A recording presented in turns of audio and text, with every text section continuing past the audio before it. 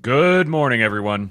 Welcome to the ASTROLABE, brought to you by King Pilled. This episode is sponsored by the King Pilled Discord, the number one top secret, elite, secret society on the internet. Go to kingpilled.com, sign up to join it.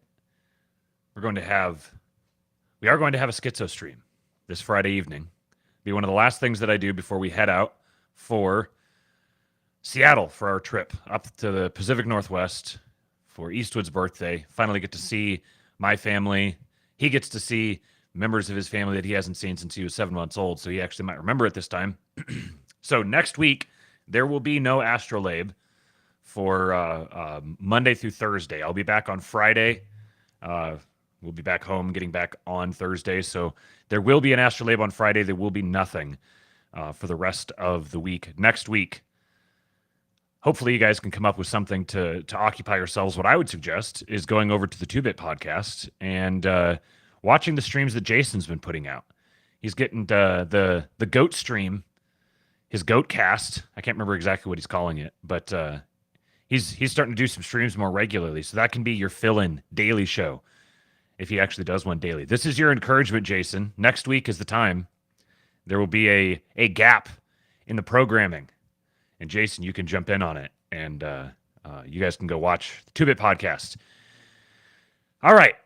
Well, got a whole bunch of stuff for you guys today. Whole bunch of things on polling. Basically, we're moving in the direction of the ASTROLABE becoming just a nonstop, just one Eric Doherty tweet after another talking about polling. That's the trajectory. I don't know if we're actually going to get there, but we're going to get pretty close today. I've got a whole bunch of things on polling. I've got some great Trump clips. He is just dropping bangers on the regular. Got a little thing about the Diddy issue. I haven't really found anything worth talking about except for this one clip that I found that seems kind of interesting. And then we're going to talk about nuclear. Got some good information or some good news on the advance in development of nuclear power. And then, let's see, what else did I have here? This will be very interesting. I've got something on the MH370, the flight. If you guys remember, about 10 years ago, there was a flight that just disappeared. And, the story that went around was that the pilot was suicidal or something. There was totally no evidence for that whatsoever. Well, it looks like I've been following this guy for a while, and I'm pretty sure that he is on the right track. That he's discovered what exactly happened to flight MH370, and you guys will, if you're not aware of this theory, it will blow your mind. If you are aware of it, you may not find it believable, and I don't know what to tell you. I think he has got it exactly right, and I just watched. His name's Ashton Forbes. I just watched an interview that he did a couple weeks ago on the YouTube channel Redacted with I forget the guy's name. But he used to do a show on Fox and Friends with Tucker Carlson, and he's friends with Tucker Carlson. So I'll be very interested to see if Ashton Forbes winds up on Tucker Carlson here in the near future. But I got a video on that, and then a couple things from Uber Boyo. So we're going through a bunch of the greatest hits here today, but we, of course, have to start off, as always, with a little bit of slop. A little bit of slop to make you laugh. And I got to do the whole thing here. I got to open a tab, close a tab. Yeah, this is the one I want. Here we go. Shout out to my wife in the chat. She's reminding everyone to like the show.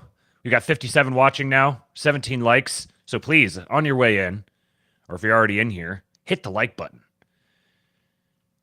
yeah, this is great. I'm gonna play something about a crazy thing happening to a flight a couple of days before we fly. My wife does not like flying. This is going to be Eastwood's first experience flying.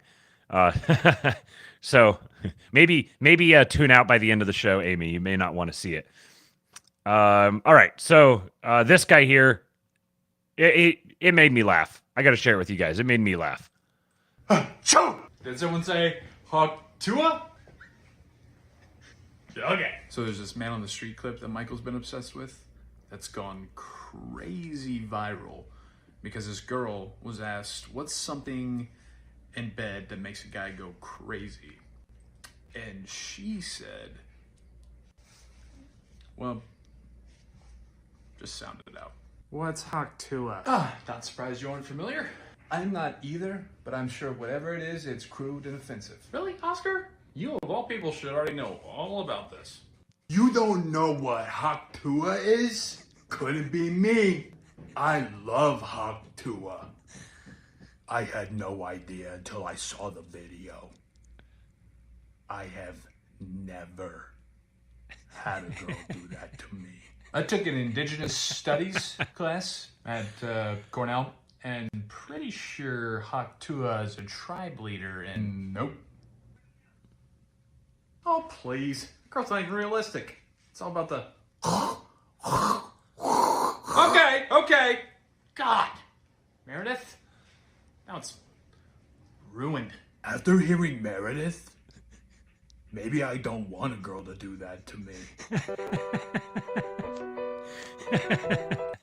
The whole thing was just for his Kevin impression. It was the other ones, like, he did a good job of capturing the I don't know, the spirit of what the different characters would say, but the Kevin impression is just something else. Hopefully my wife is still watching. She's the one who she got me to watch The Office, and some of my favorite memories are us sitting there and watching The Office. I've actually refused to watch most of the last season or the last few episodes or the last episode. I don't remember how much of it that I haven't watched, but I happen to believe if I just refuse to ever watch it, then it'll always be there. It never actually ended, and I don't have to think about these other terrible versions that are. Was there like an Australian version or something now that I saw a preview for the other day that just looks absolutely horrible, terrible, absolutely wretched. Good, she's watching. Okay. So let's actually, no, before we get into the polling stuff, this is the one thing that I've seen that's pretty interesting on the Diddy. And I think the whole phenomenon of the Diddy arrest is, I think it's a pretty big deal. The timing, the extent to which the number of people who are compromised by this, there's a lot of different celebrities who are really on the scramble now. And it's impossible in the current climate to not see this as as significant politically, given the nature of our media and entertainment driven world. You get into all the really dark stuff. I don't want to say some of the words on here because I'd like to keep the YouTube channel, but which reminds me, you guys can support the show with the super chat or becoming a channel member. None of my episodes ever are monetized, so I keep the YouTube channel for the reach and because it's a vector for you guys being able to shoot a little cash through super chats and that sort of thing. But none of the streams themselves actually make money. So if you want to support the show, if you like what I'm doing here, you want me to keep doing it apart from next week, then feel free to support the show that way. You can also go to buymeacoffee.com/kingpilled and send some moolah that way. And and then super chat or channel memberships are very much appreciated. And the best way you can support the show is by joining the King Pill Discord. And I won't lie, you're going to get the most for your money that way. So kingpill.com is the way to go for that. All right, so the whole Diddy thing is pretty obviously going to have a profound impact on the culture in some sense or another. It doesn't. The exact details of it are all very salacious, and I've had my time digging through the deep dark holes of the internet and seeing the worst things that the worst people in the world are doing, and I don't need to expose myself to that anymore, and I don't have anything to offer apart from just like, oh wow, look how horrifying this is. So until something really substantial shows up, then you kind of get the gist of it. Yeah, these people are disgusting.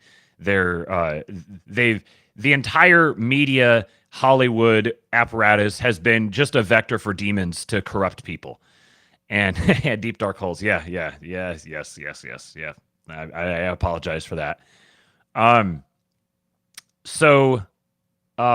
yeah, I thought this particular point that this guy makes here is kind of interesting in terms of how this actually became a story. I'm going to tell you the craziest thing about Diddy being locked up right now, facing mandatory minimums, the possibility of life in federal prison. Go read the transcript from the bond hearing and listen to what the defense says they believe is the start of the feds looking into P. Diddy. The defense says, my read of it, many months ago, a woman approaches Diddy and says, hey, this is through lawyers. We're going to be releasing a tell-all book about this woman's experience with Diddy over all the years. And it's going to make you look like a monster. And if you don't want that book to get out there, you can buy the exclusive rights to it for $30 million. Catch and kill this book. Diddy's team says no. Woman comes back with a lawyer. We're going to file a civil lawsuit against you because it's not just stuff that makes for good print. These are civil claims that we can bring and we can win millions of dollars. Diddy's team says, okay, bring the lawsuit. They bring the lawsuit and within like hours, it's settled for, surprise, surprise, $30 million. So after those things happened, a line of people came with stories to get their check too. Hey, if she got 30 mil, what can I get off this guy? I was there, I saw this, I heard that. And that then led to a federal investigation. See, people think, oh, somebody's out to get him, he pissed off the wrong person, it's the alcohol company that, nah, you guys gotta understand that there's prosecutors out there who want big, sexy cases. They don't fall out of the sky every day. The chance to go after somebody like P. Diddy and put him away for life is like the greatest case you could ever find if you're a prosecutor. And so, when a public filing gets released and you read it and you go, wait a second, that law firm is mad thorough. Wait a second, he settled it for 30 million. Wait a second. If all of this is true, then I could probably get some subpoenas. I could probably collect some evidence. I could probably build a case. They start doing it. They raid. A couple months later, they indict. It is very possible that had P. Diddy immediately caught and killed the story by paying the $30 million that he paid eventually anyway, that story never gets public, nobody ever comes forward, and nobody in the federal government ever bothers to look for the baby oil. I think there's definitely something to this. Leaving aside all the other different storylines that one could draw from this whole saga, this speaks directly to the competency crisis and the MO of the regime at large. The thing with blackpilling is not just that it's bad or it's destructive or damaging or whatever. It's also just dumb. Because if you've got like a remedial understanding of reality, then these sorts of things are inevitably going to bear themselves out. The incentive structures of human interactions are such that you're not going to keep something like this sort of thing under wraps forever. The great evil schemes of the regime are not self-sustaining in perpetuity.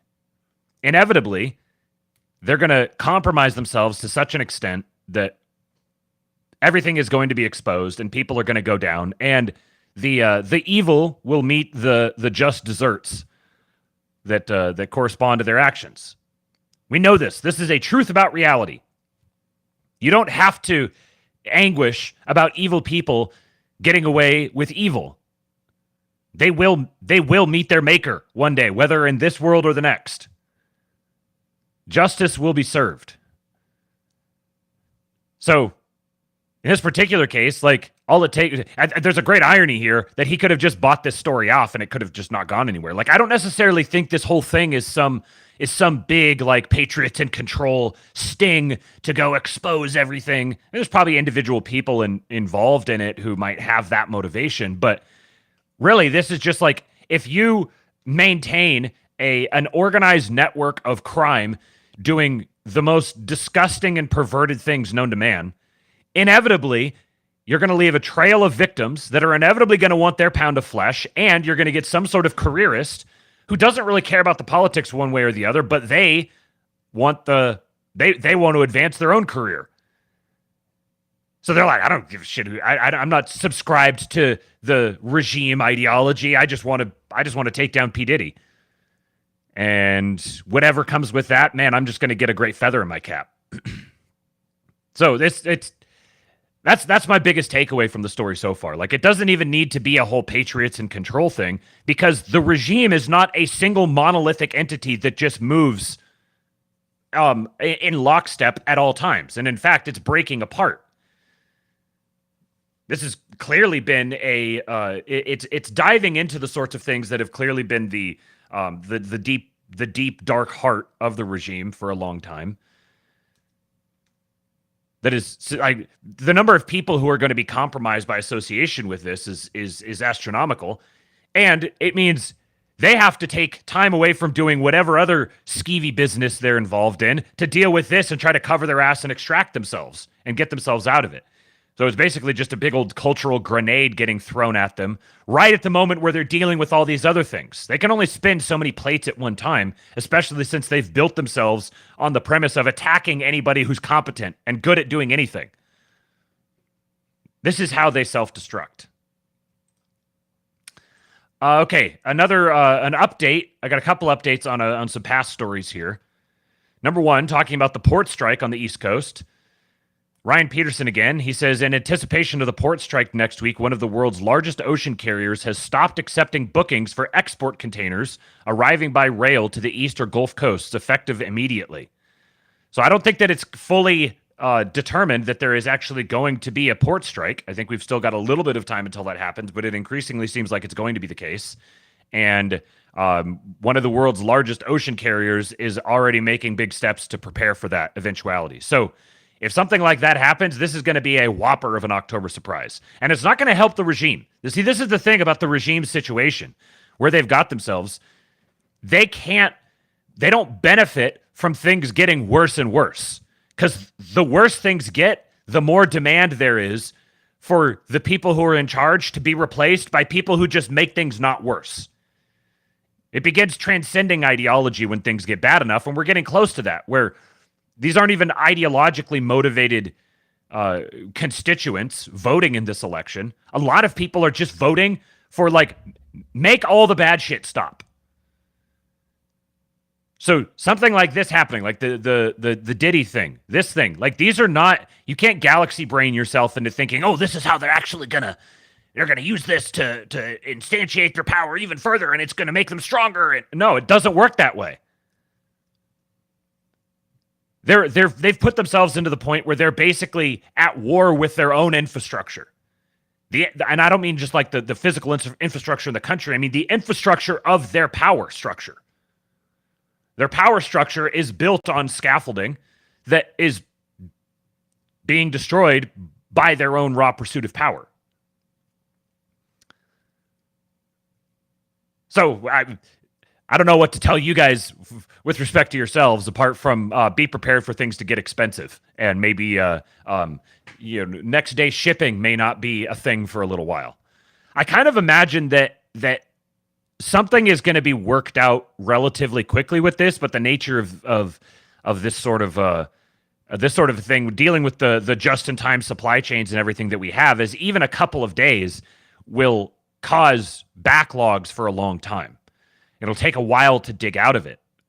But this increasingly strengthens Trump's position politically, because this gives him an opportunity to step in and solve a problem like this. And I think we already are in a small sense, but increasingly we're going to see more and more people just starting to make deals with him directly as if he's already the president. It's going to become increasingly obvious that he is overwhelmingly favored to win. And I'm not talking about like the public eye people. I'm talking about the people who are like behind the scenes, who aren't just like hanging on all of on CNN's live broadcasts, who are just, they can like look around themselves. They're like, yeah, it's really obvious that barring some sort of crazy thing, he's very obviously going to be the nominee, which makes it even more difficult, or he's going to be the president, which makes it even more difficult to pull off those sorts of crazy things.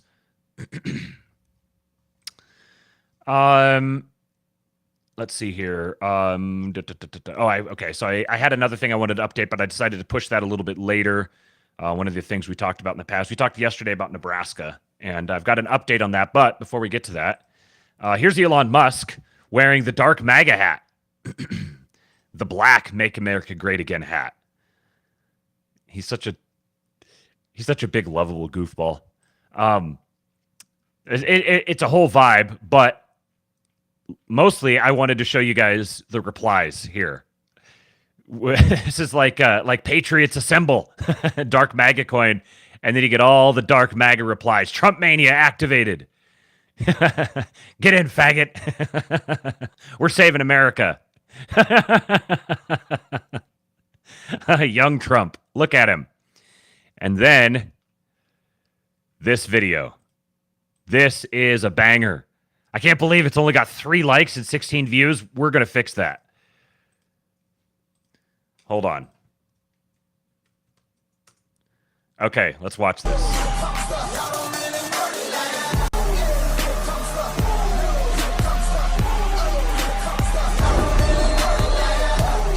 Hey! I missed that the first time around. That's a Seahawks clip. Yeah! Ricardo Lockett.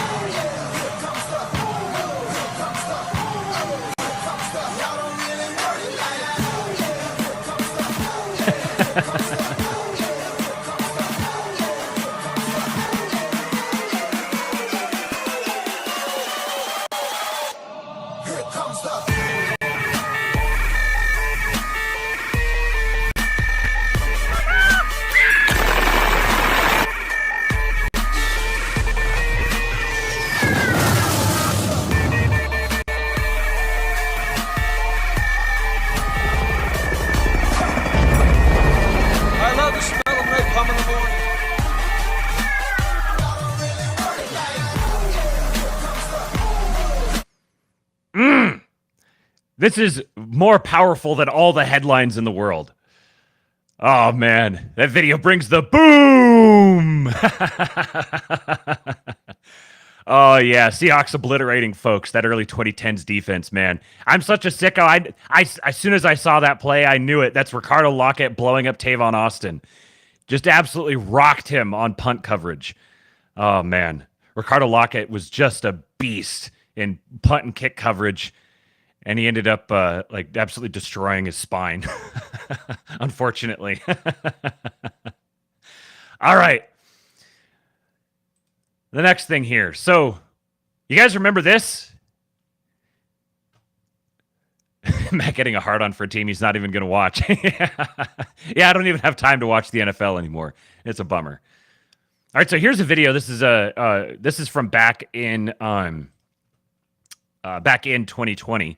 But it'll take you back a little bit to the way people were reacting to this as it was happening in real time, which I think is informative because if it starts happening again, you're not going to get all of these like baffled, perplexed responses. 168,000 votes. 138,000 was it, Tim? Yeah, 138,000. You see the same? And see, look, this makes no sense. This is not even statistically possible where you have linear movement along voting like this. So you have a skyrocket. It should have been moving along. The argument is these are votes that came in, and they all came in at once. But the thing that's the irony of it, every last one of them vote for Biden? There was not a Trump vote in there. They all vote, and you do not have a place in any state. Maybe Dixville's Notch, where there were 5 voters at the first thing, and they all 5 voted for Biden. Maybe there, but not when you have something of 138,000. You don't all break that way, and it still shouldn't be linear because you have so many counters that are counting across the way that they're all tallying and reporting, and you don't bunch them in and report one thing. So that doesn't look right for the process. It certainly does not look right for the fact that there is no place of 138,000 where you don't have both candidates represented. I mean, even the bluest city, you're still going to have somebody voting for the other party. And so these two things, it would not be a tight race right now had that's not occurred. And this looks like it occurred maybe 4:30 in the morning. This is about 6:30 in the morning. 6:23 a.m. There you go. Here. Well, 6:23 here. There. Yeah, it looks like about 4:30 maybe that it shot up here. So those are the two charts. And now you hear that Nevada has shut down. They're suddenly not counting anymore. So there's some crazy stuff going. If you had to make a prediction, why would they stop counting in Nevada? I mean, people at home are trying to figure out it's the middle of the day. Why would you even stop? That's what's inexplicable by all logical, by all political counts. It makes no sense at all. So you would still have people working. You would still have people counting through the day, through the night, trying to get the tally. It makes no sense why you shut everyone down. I can't tell what he said right at the end there. The guy walks across the camera, and then it sounded like the guy said something like active studio or shut something. Everyone down. Studio. Makes no sense why you shut everyone down. Maybe back to the studio. So they're like, obviously, this doesn't make any sense. What's going on? How is this happening? Now, clearly, this is the first time someone was ever having a conversation like this. Prior to 2020, it was inconceivable. Even in 2020, it was inconceivable that there might be some sort of like widespread voter fraud operation, that they would be actually like just straight up cranking out fake ballots and pumping them in there. It was just, you could not talk about this in polite society. I remember when for several months after this, if you even suggested this anywhere on the internet, you'd get hammered into oblivion. That's why they got away with it. Because it was so brazen, so incredibly bold, nobody ever expected it. There was no sort of like normalization of this kind of conversation. It wasn't like everyone was sitting here expecting it to happen. Oh, look, they're doing it. They're doing it. It completely blindsided everyone. Nobody expected it to happen. Even the most like cynical people didn't expect it to happen. Didn't expect them to be this brazen with it. Very obviously just blatantly stealing an election. Now it's become completely normalized. Like, I'm not even really concerned about posting this on YouTube and talking about it here. Because now it's just kind of accepted. They don't even argue against it anymore. Whenever anybody prominent talks about like voter fraud or electoral fortification and stuff, like, you almost don't even have to use fortification anymore. You could just say things like fraud. Remember the very early days of the King Pilled show, which started right at this time. We started saying voter squad just to get around it, because if you said voter fraud on YouTube, you get to take it down. Now I'm starting to toe the line a little bit. I'm saying it here a lot. We'll see what happens, but the climate has changed very much relative to back then. Now it's just kind of accepted. Yeah, they stole an election. Yeah, that happened. They're going to try to do it again. Everyone's looking for it, expecting it to happen. There's all sorts of There's lawfare. There's news drops right and left. Everyone is focused on this, looking at it, waiting for it, expecting it to happen, which makes it much more difficult to actually do.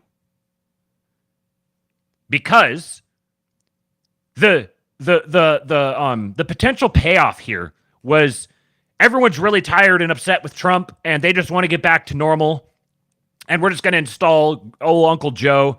And then people be like, okay, all right, maybe we can dial things back a little bit. Everything will be hunky-dory. And, we'll all be good to go moving forward. And we can, really, at the end of the day, it was like one presidential term that was kind of crazy. And now we can just sort of get back to normal. And there'll be some issues around the margins, but, the Trump thing will be in the rearview mirror. So there was a lot of incentive. There was a lot of will for people to kind of just go, do we really want to blow up our entire system over this? Or do we just want to bank on getting back to normal and things being okay and just kind of muddling our way through? The last 4 years has changed all of that for a lot of people.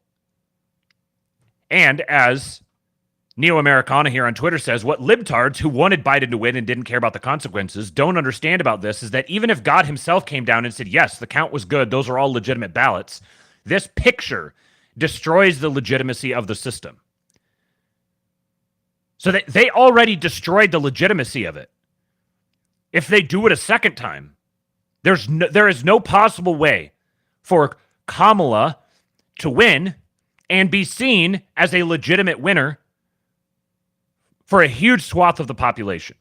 Now, the same thing is true for Trump, but the people who believe, how'd you say this? The people who would not recognize Kamala as legitimate matter a whole lot less than the people, or matter a whole lot more than the people who would not recognize Trump as legitimate. Like wine moms from Malibu not recognizing Trump as legitimate doesn't matter nearly as much as fucking Elon Musk not recognizing Kamala as legitimate. That's just how it is. So the regime is in a position now where they can lose the election and have their legitimacy destroyed, or they can win the election and have their legitimacy destroyed. They lose either way. Now, we lose much more with one option than with the other. It's going to be rough going either way.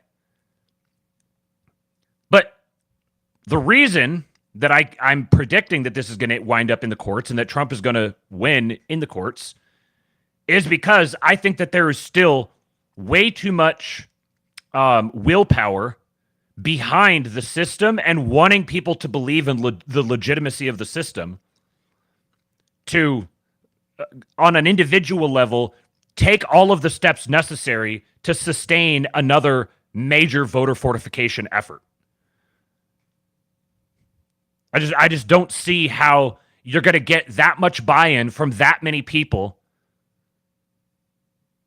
at various levels of power. I think the plebs are obviously going to be all in on it. And there's going to be individual like careerists and true believer bureaucrats and stuff who want to go forward with it. But ultimately the backing is going to pull out on them. Because the destruction of the legitimacy of the system doesn't, you don't win anything. In the act of gaining the prize, you lit the prize on fire. And there's going to be enough people who still believe in the system and they want the system to be sustained. They want the system to keep going. They want to have more elections.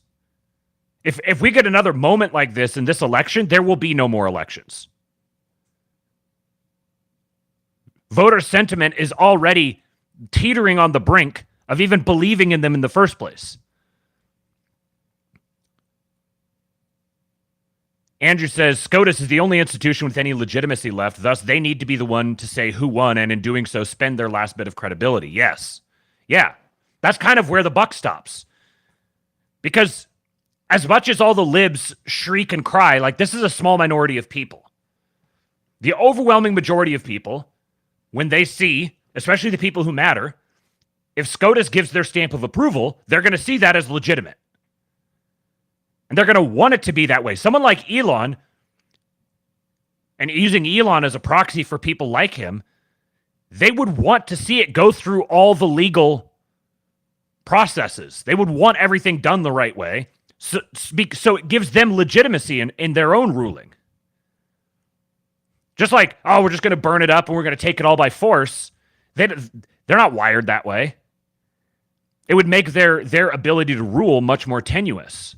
But if it gets all of these stamps of legitimacy and you've gone through the whole process, officially and formally, that grants you legitimacy to then rule. So this is some of the thinking behind why I am continuing to stand behind the notion that I think that's going to wind up in the courts. I've said I think it's like 70. I'm at like 70% it's going to wind up in the courts. 25% Trump's just going to win outright. And 5% something else is going to happen.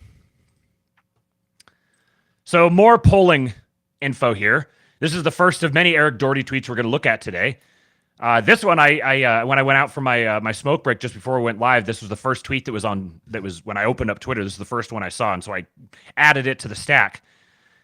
Gallup track record is pretty scarily accurate on the national popular vote by tracking party ID and lean and looking at what they predict for this election. So in 2008, they were at D plus 8. 2012, D plus 4. 2016, D plus 3. 2020, D plus 5. In 2024, R plus 3. Just remember, 2016 was a Clinton plus 2.1 environment and Trump swept the battlegrounds. What happens if he outright wins the popular vote? So this is Gallup. This is no like deep Republican stronghold polling apparatus. And this is where they're saying the popular vote is right now. This is average party identification and leaning in the third quarter, July to September of each election year. So the last time that they had, at this point in the year, in an election year, that they had Republicans above Democrats was, this looks like this is probably exactly, in 2004, it looks like it was exactly the same. But it would in 2000. No, not even then. No, I was reading it wrong. Since 1992, they've had Democrats above Republicans in the national, in the popular vote. Andrew says Gallup and Pew have always been the most honest pollsters, and they stopped predicting presidential election outcomes in 2016 because they thought they couldn't get reliable data. Interesting. Okay, I didn't know that. So I don't. Literally the only reason why there's any question about this, the outcome of this election, is because of the potential for fortification. There is no possible way that anyone is giving any credence whatsoever to the idea of Kamala winning apart from that. The evidence against it is so overwhelming. In any other election cycle in history, these sorts of numbers would be foretelling or forecasting a Trump blowout victory or a Republican blowout victory. But you have to leave this allowance for who knows what sorts of shenanigans there are going to be. So an update on the Nebraska story. So Eric Doherty, another tweet from him, he says, new, Nebraska switching to winner-take-all seems less likely to happen after local GOP state senator speaks out. The change would give Trump a path to the presidency, potentially without Michigan, Wisconsin, or Pennsylvania. So if they have the second district in Nebraska has its own electoral vote, has one, and it is Nebraska's deep red, except for Omaha, which is much more 50-50. And it broke for Biden in 2020.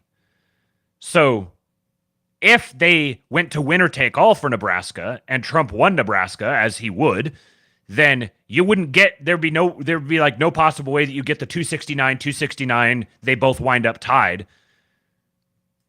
Trump wouldn't even have to win any of Michigan, Wisconsin, or Pennsylvania if he won Nebraska, and everything else broke as expected, because then you'd get the 270, 268, and he would win, which would be, that's not going to be a great situation if it winds up that way.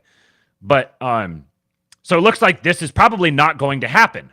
Now, why? Let's read the article here from the Nebraska Examiner.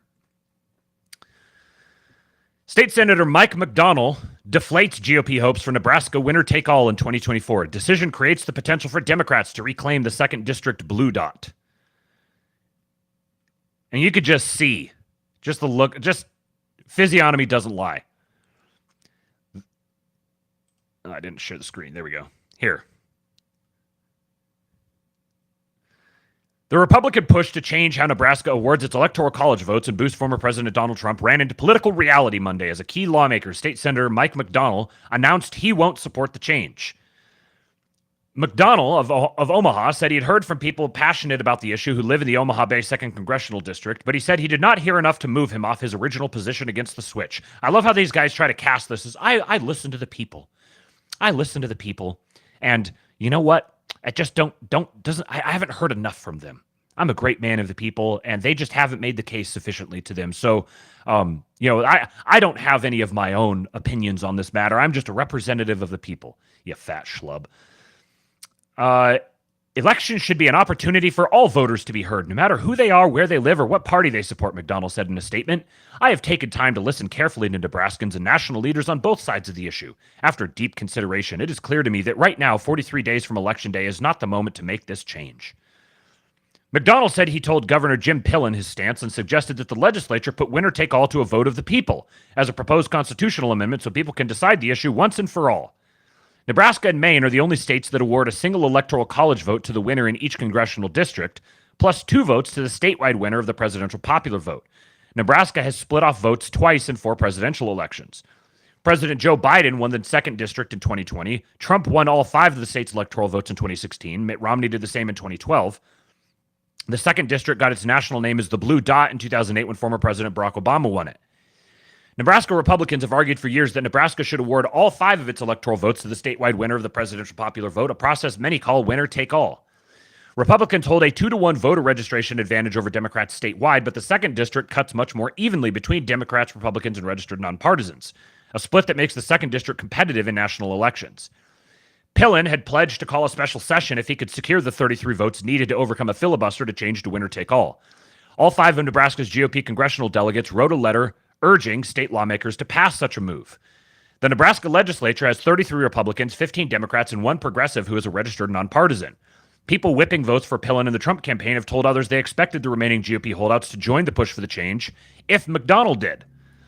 Pillen's office had no immediate comment, nor did Trump or the Harris campaigns. Trump weighed in on Monday on Truth Social, his social media site, thanking Pillen for trying. Trump lashed out at McDonnell as a Democrat turned Republican, saying McDonnell stood in the way of a great Republican common sense victory. I love Omaha and won it in 2016. Looks like I'll have to do it again. McDonald's no on winner-take-all leaves Republicans in Nebraska's officially nonpartisan legislature with no path to overcoming a promised filibuster unless a Democrat or nonpartisan senator defects. Thus far, none has opposed the status quo. Nebraska Democrats tweeted the list of 17 pledged no votes, including McDonald. Interestingly here, so you have the governor is in favor of it. All 5 of Nebraska's GOP congressional delegates are in favor of it. And presumably all the Republicans except for McDonald are in favor of it.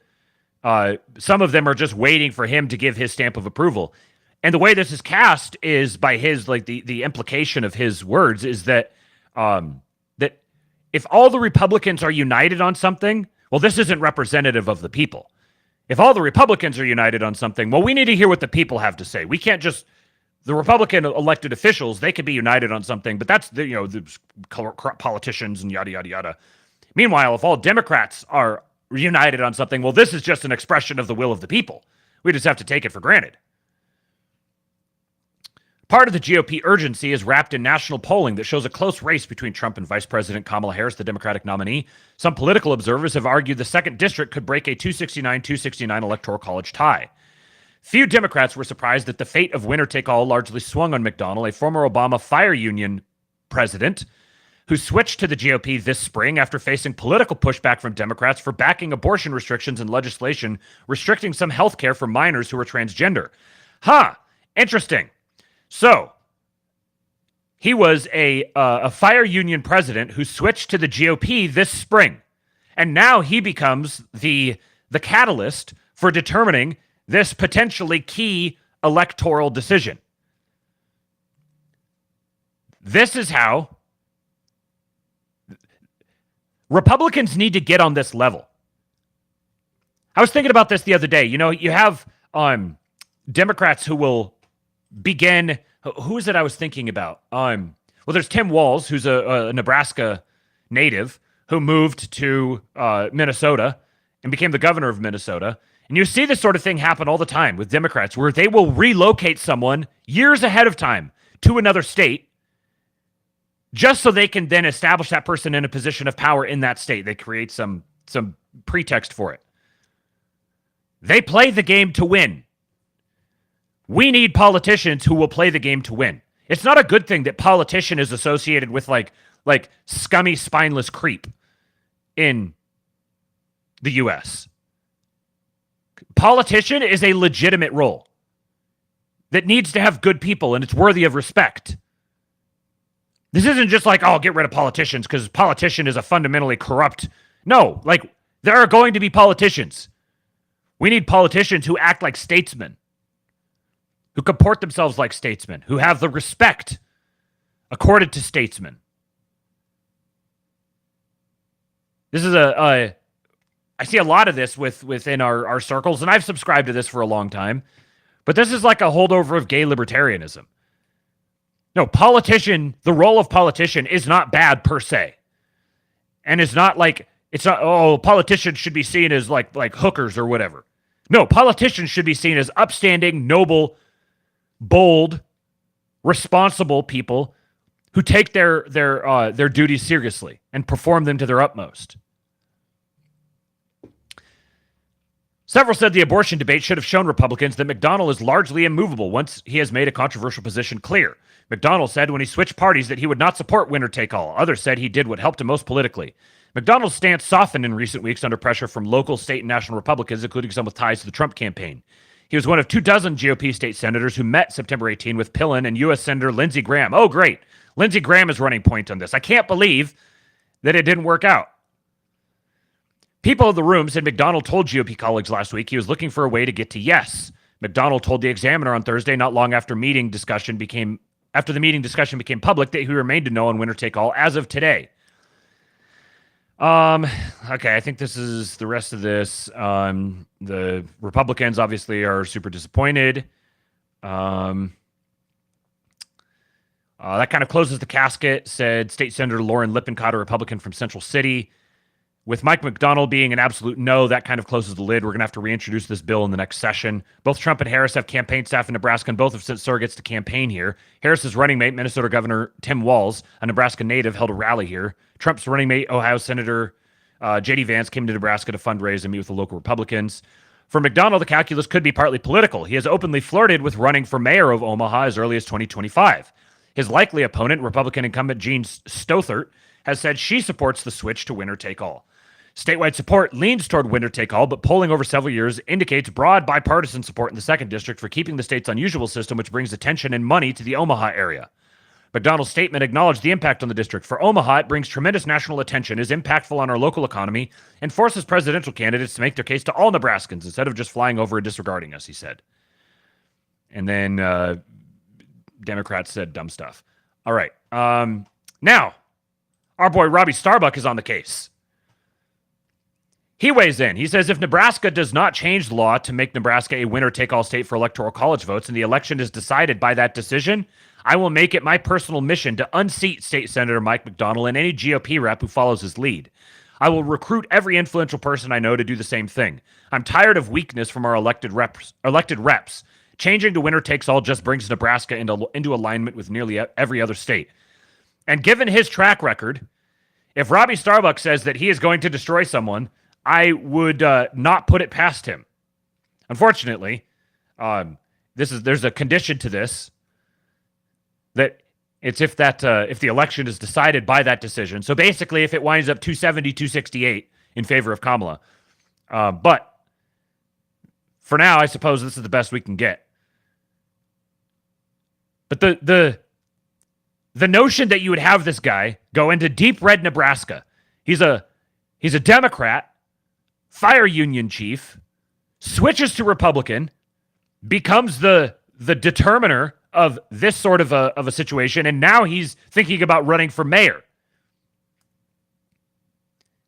When we talk about getting involved at the local level, focusing on your local politics and your local communities and your local leadership, your school board, this is the sort of thing that we're talking about. Because they play the long game. This is how they are able to stack up wins like this. They actually play the game of realpolitik. And we need that ourselves. I know a lot of people heard Jesse Kelly's rant on multiple rants he had in his conversation with Tucker Carlson, which is very good, by the way. Tucker Carlson talked to Nicole Shanahan first, and man, she is... How can I say this? So they had to bleep out some of the stuff on YouTube, so I went over to X to listen to the whole thing. And it turns out what really motivated this change in her was her child being the recipient of a particular medical procedure that drastically changed the child's personality. Or at least there seemed to be a strong correlation there. And she found herself completely isolated, unable to talk to anybody in her social circles about it. And the subtext was her husband in particular, who at the time was Sergey Brin. And man, many such cases. This is how you get there's many such cases of the mama bear being activated by such an event. And that's a pretty big red pill. That's a hard one to come back from. Once you go down the AUTISM connection to the Fauci products, that unlocks a lot of other red pills. And that's a difficult thing to fake. So that makes me look at Nicole Shanahan even in a different light altogether, and I can see why she's has aligned herself with RFK. But then Jesse Kelly came on and just barnstormed, just pure Jesse Kelly energy. One of the things he said that I saw riled some people up was that the fecklessness of our elected officials, I think he was speaking specifically of John Cornyn. I played that clip the other day. He said, this is our fault. This is the voters' fault.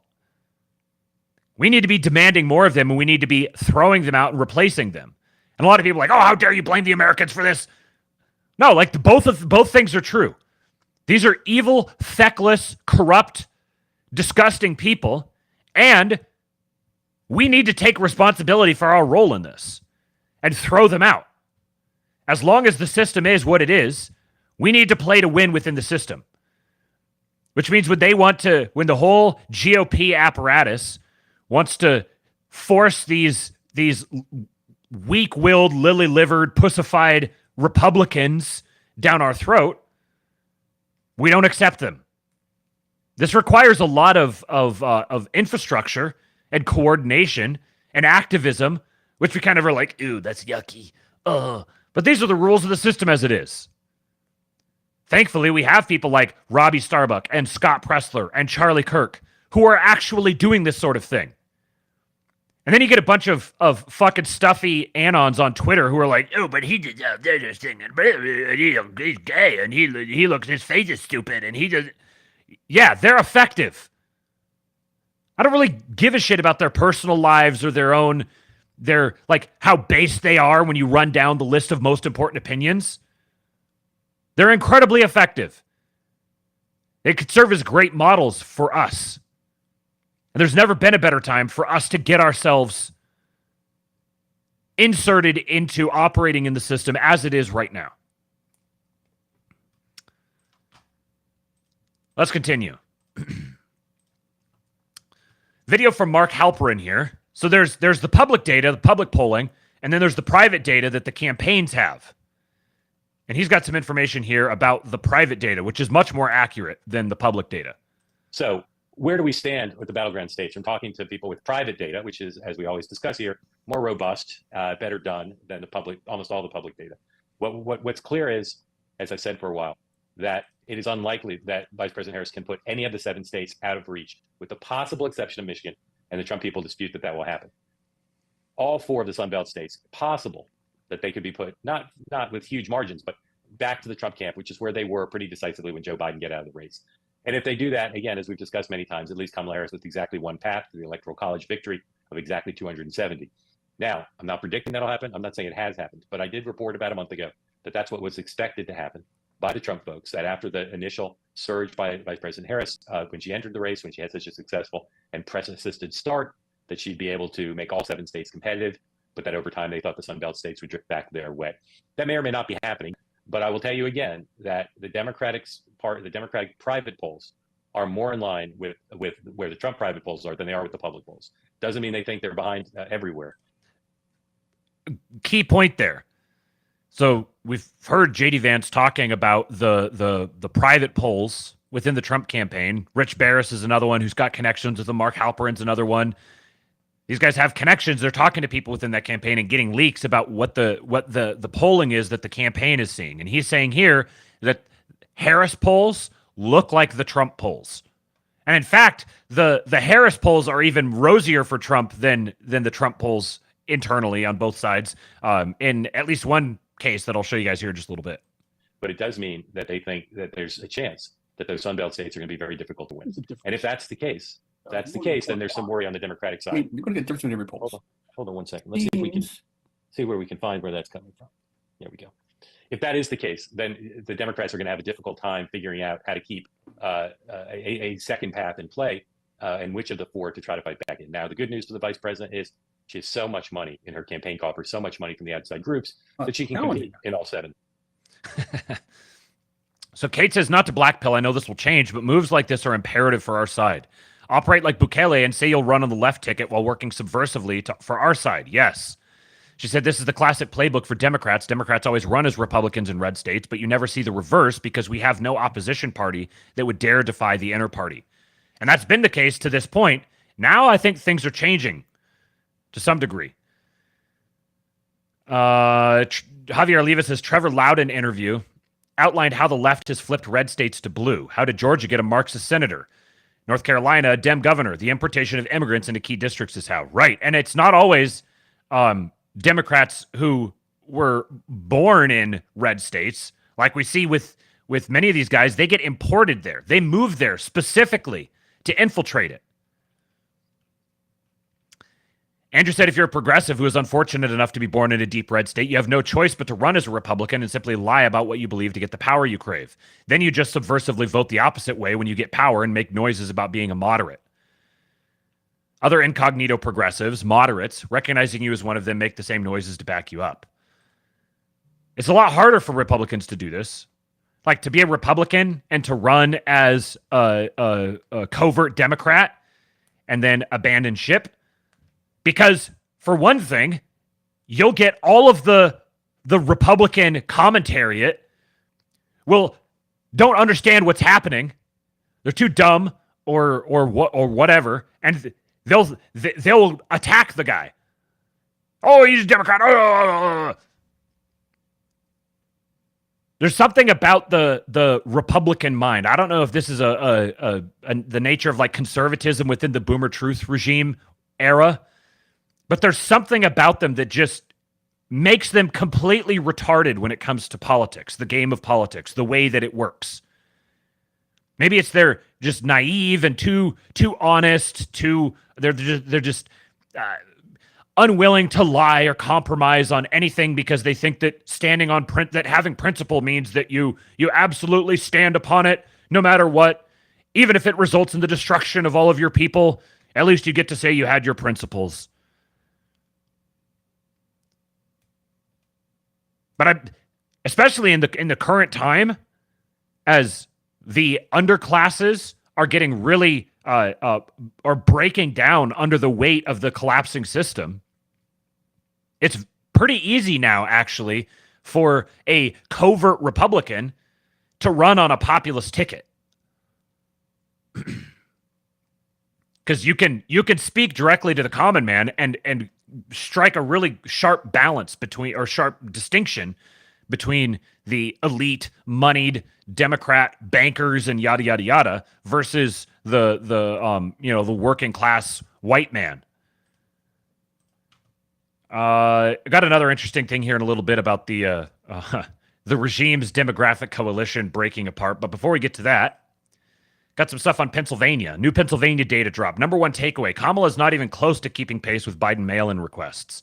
She's down 360,101 Democrat mail-in requests compared to this time in 2020. GOP requests are only down 69,963.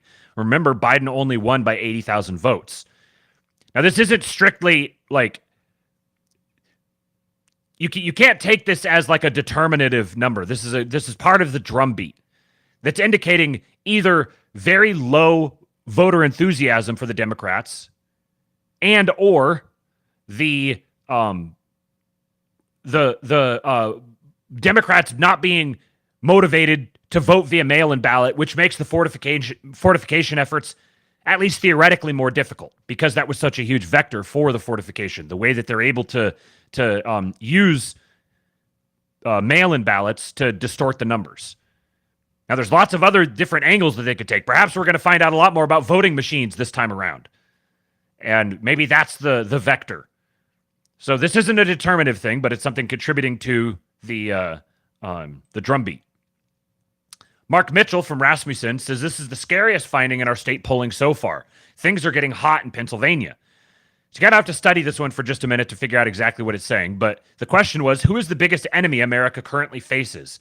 Iran, China, Russia, the Democrat Party, the Republican Party, or domestic extremists?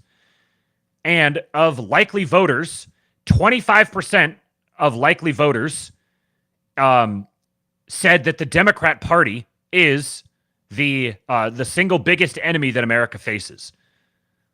So 25% of likely voters in Pennsylvania, according to this poll, say that the Democrat Party is the biggest enemy that America currently faces. And of that 25%, it breaks down as 9% of Democrats say the Democrat Party is the biggest enemy, 41% of Republicans, and 29% of other.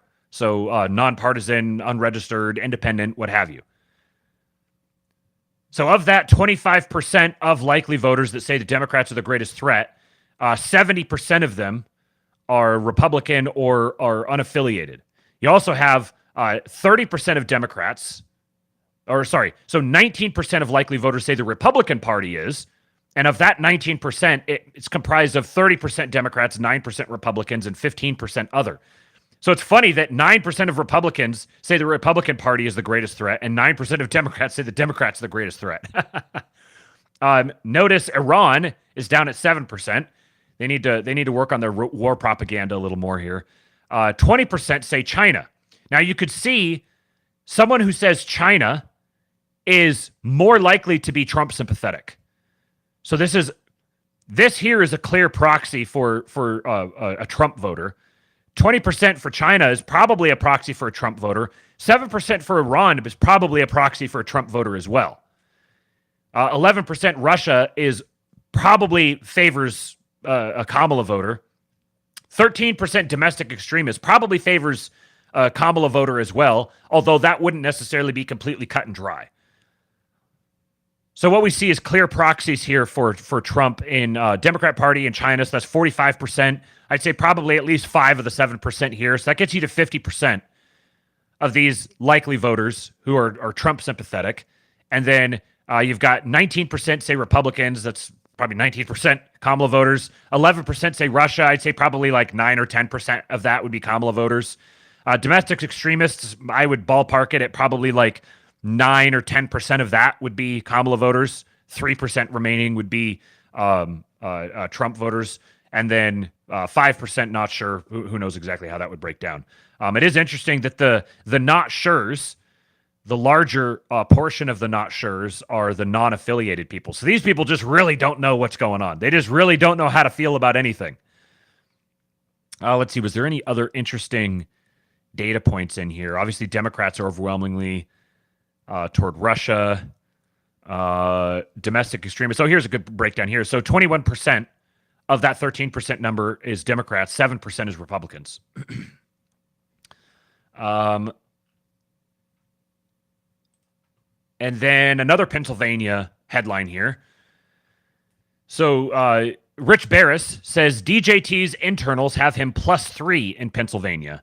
Camel Toe's internals have DJT at +4 in Pennsylvania.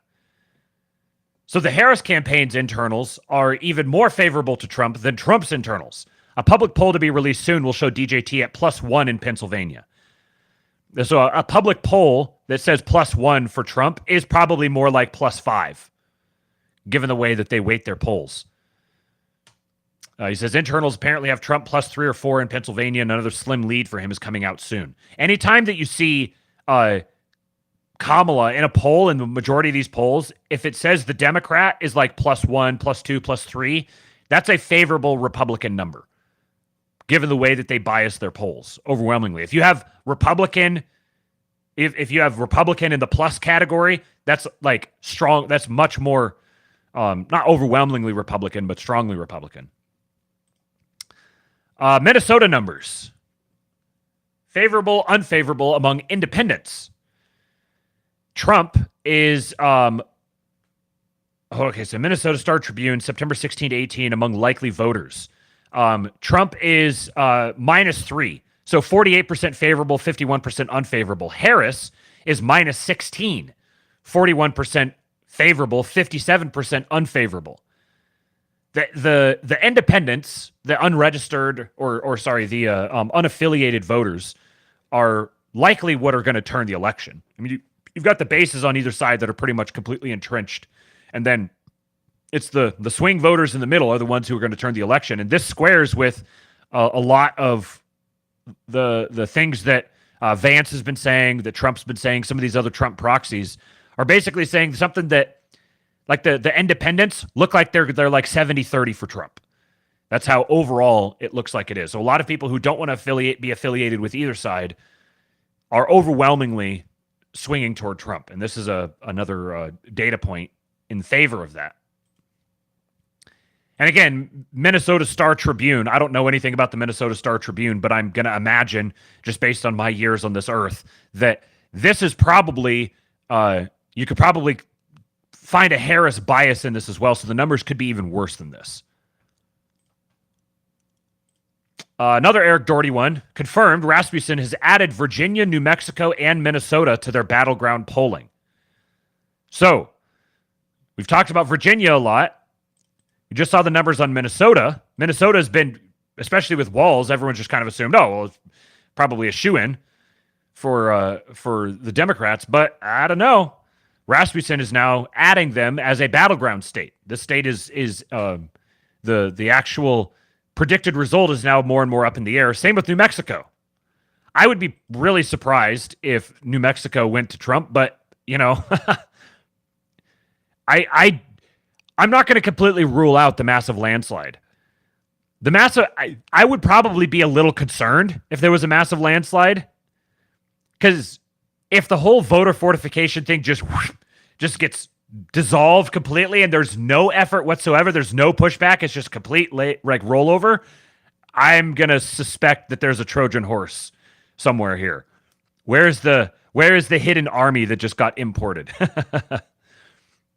So he says, Rasmussen says, the important stuff. We now have this kind of data below in for all of the following states: Pennsylvania, Georgia, Arizona, Michigan, Wisconsin, Minnesota, Nevada, Virginia, North Carolina, and New Mexico.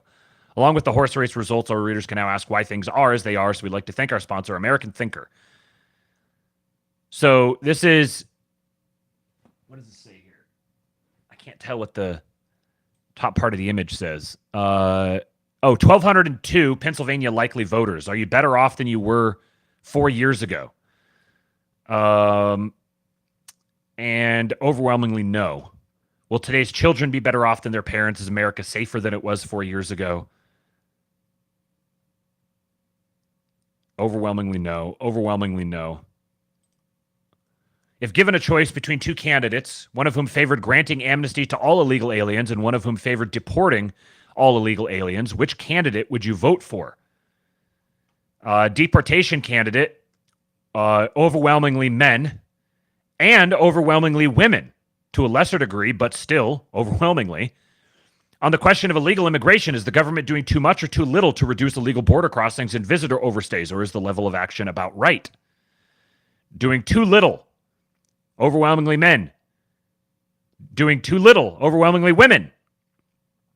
Is it about right? It's a little bit more. Women think that a little bit more, but even still, this is broad demographic consensus on the immigration issue. Who do you trust more to secure the southern border? Closer to even, but still overwhelmingly Trump for both men and women. Which candidate do you trust most to improve America's economic situation? Women here now are more to the Kamala side of things. Men are more so, even more so to the Trump side of things. Do President Joe Biden's economic policies, Bidenomics, make you more likely or less likely to support Kamala Harris, or do they not make much difference? No difference for 20% of men and 27% of women, but less likely for both. And immigration and the economy are like consistently two of the biggest issues. It's like immigration, I think it's economy, abortion, immigration, or something like that are consistently pulled as the biggest issues. Which is more important for the next few years, bringing down energy prices or bringing down carbon dioxide emissions?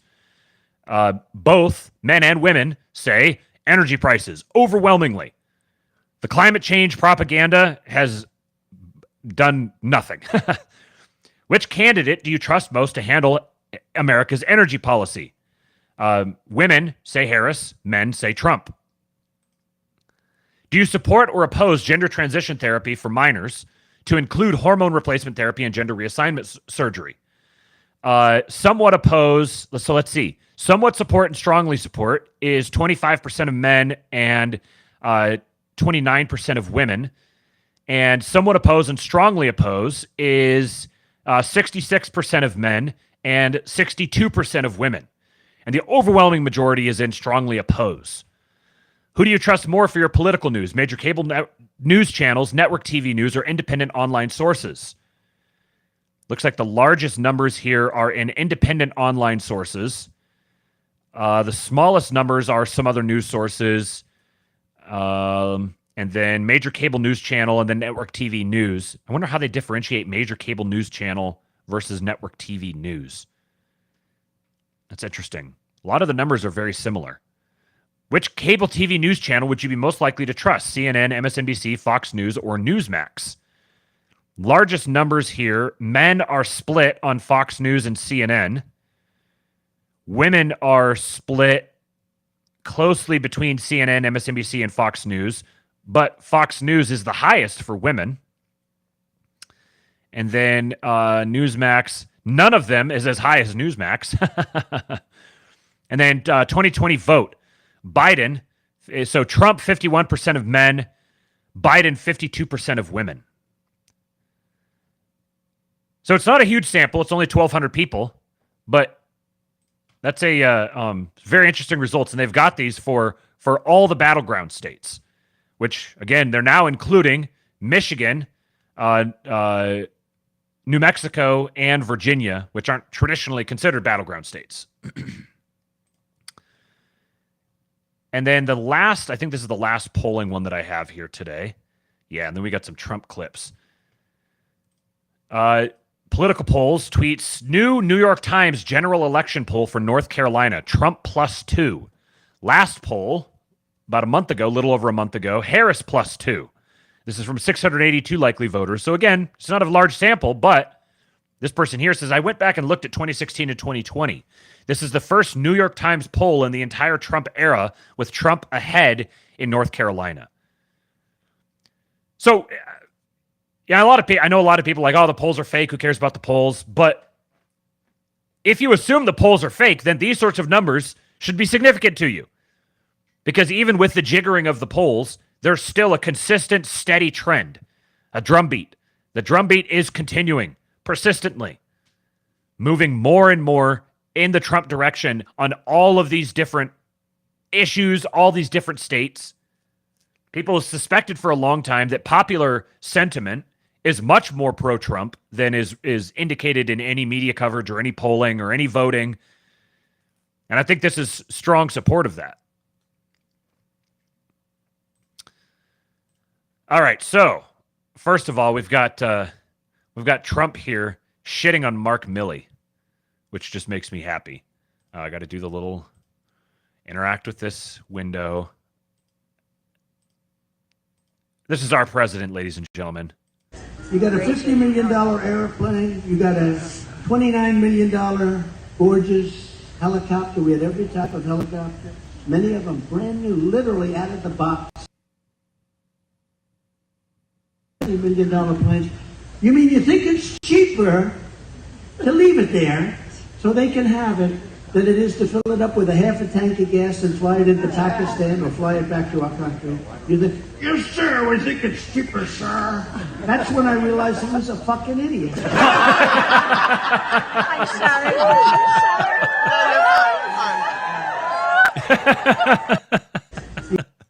How do you think Trump feels about Mark Milley? Oh, man.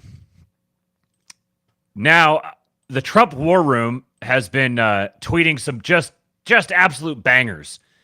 And Trump, I believe this was in New York, if I remember correctly. Maybe this is Pennsylvania. Looks like this is probably Pennsylvania.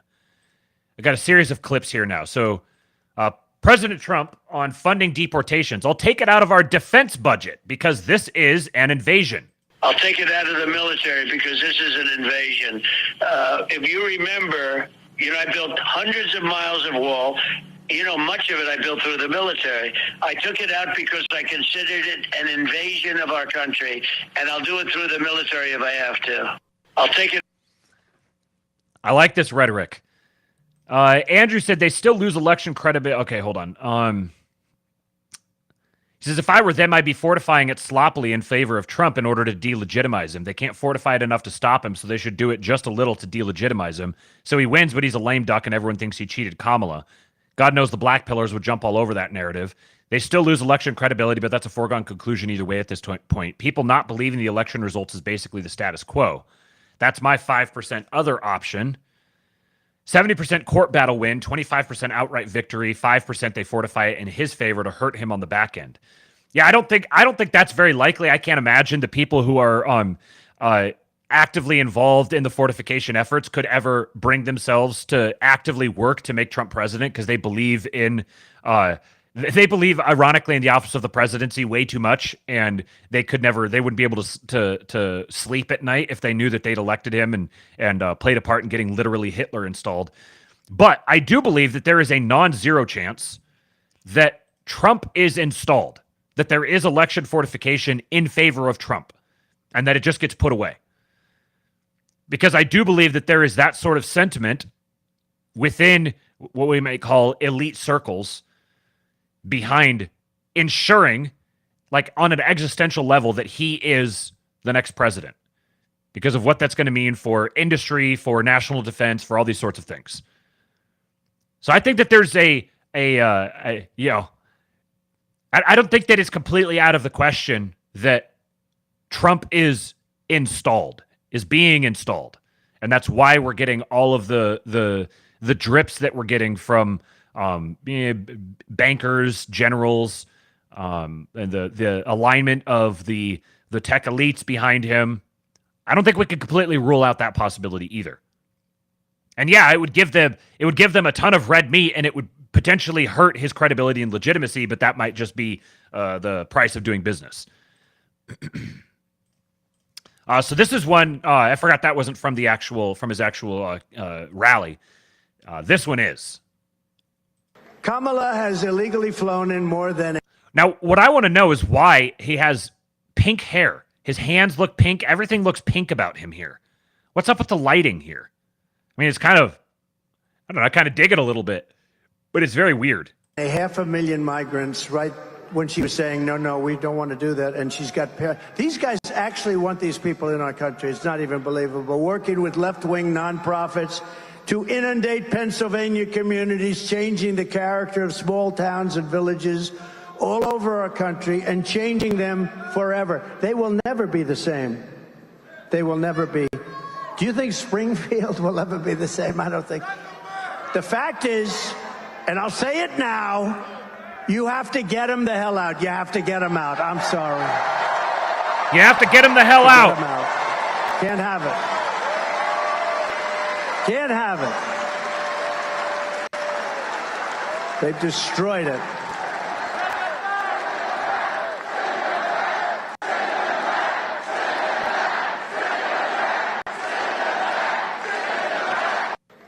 They're chanting, "Send them back," at a Trump rally.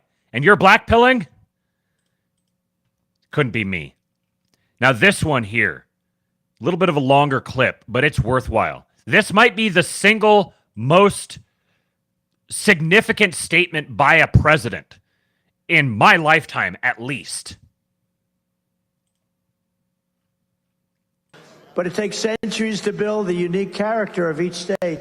And we are going to, and you know, when you do that, so the number one rated country is Norway.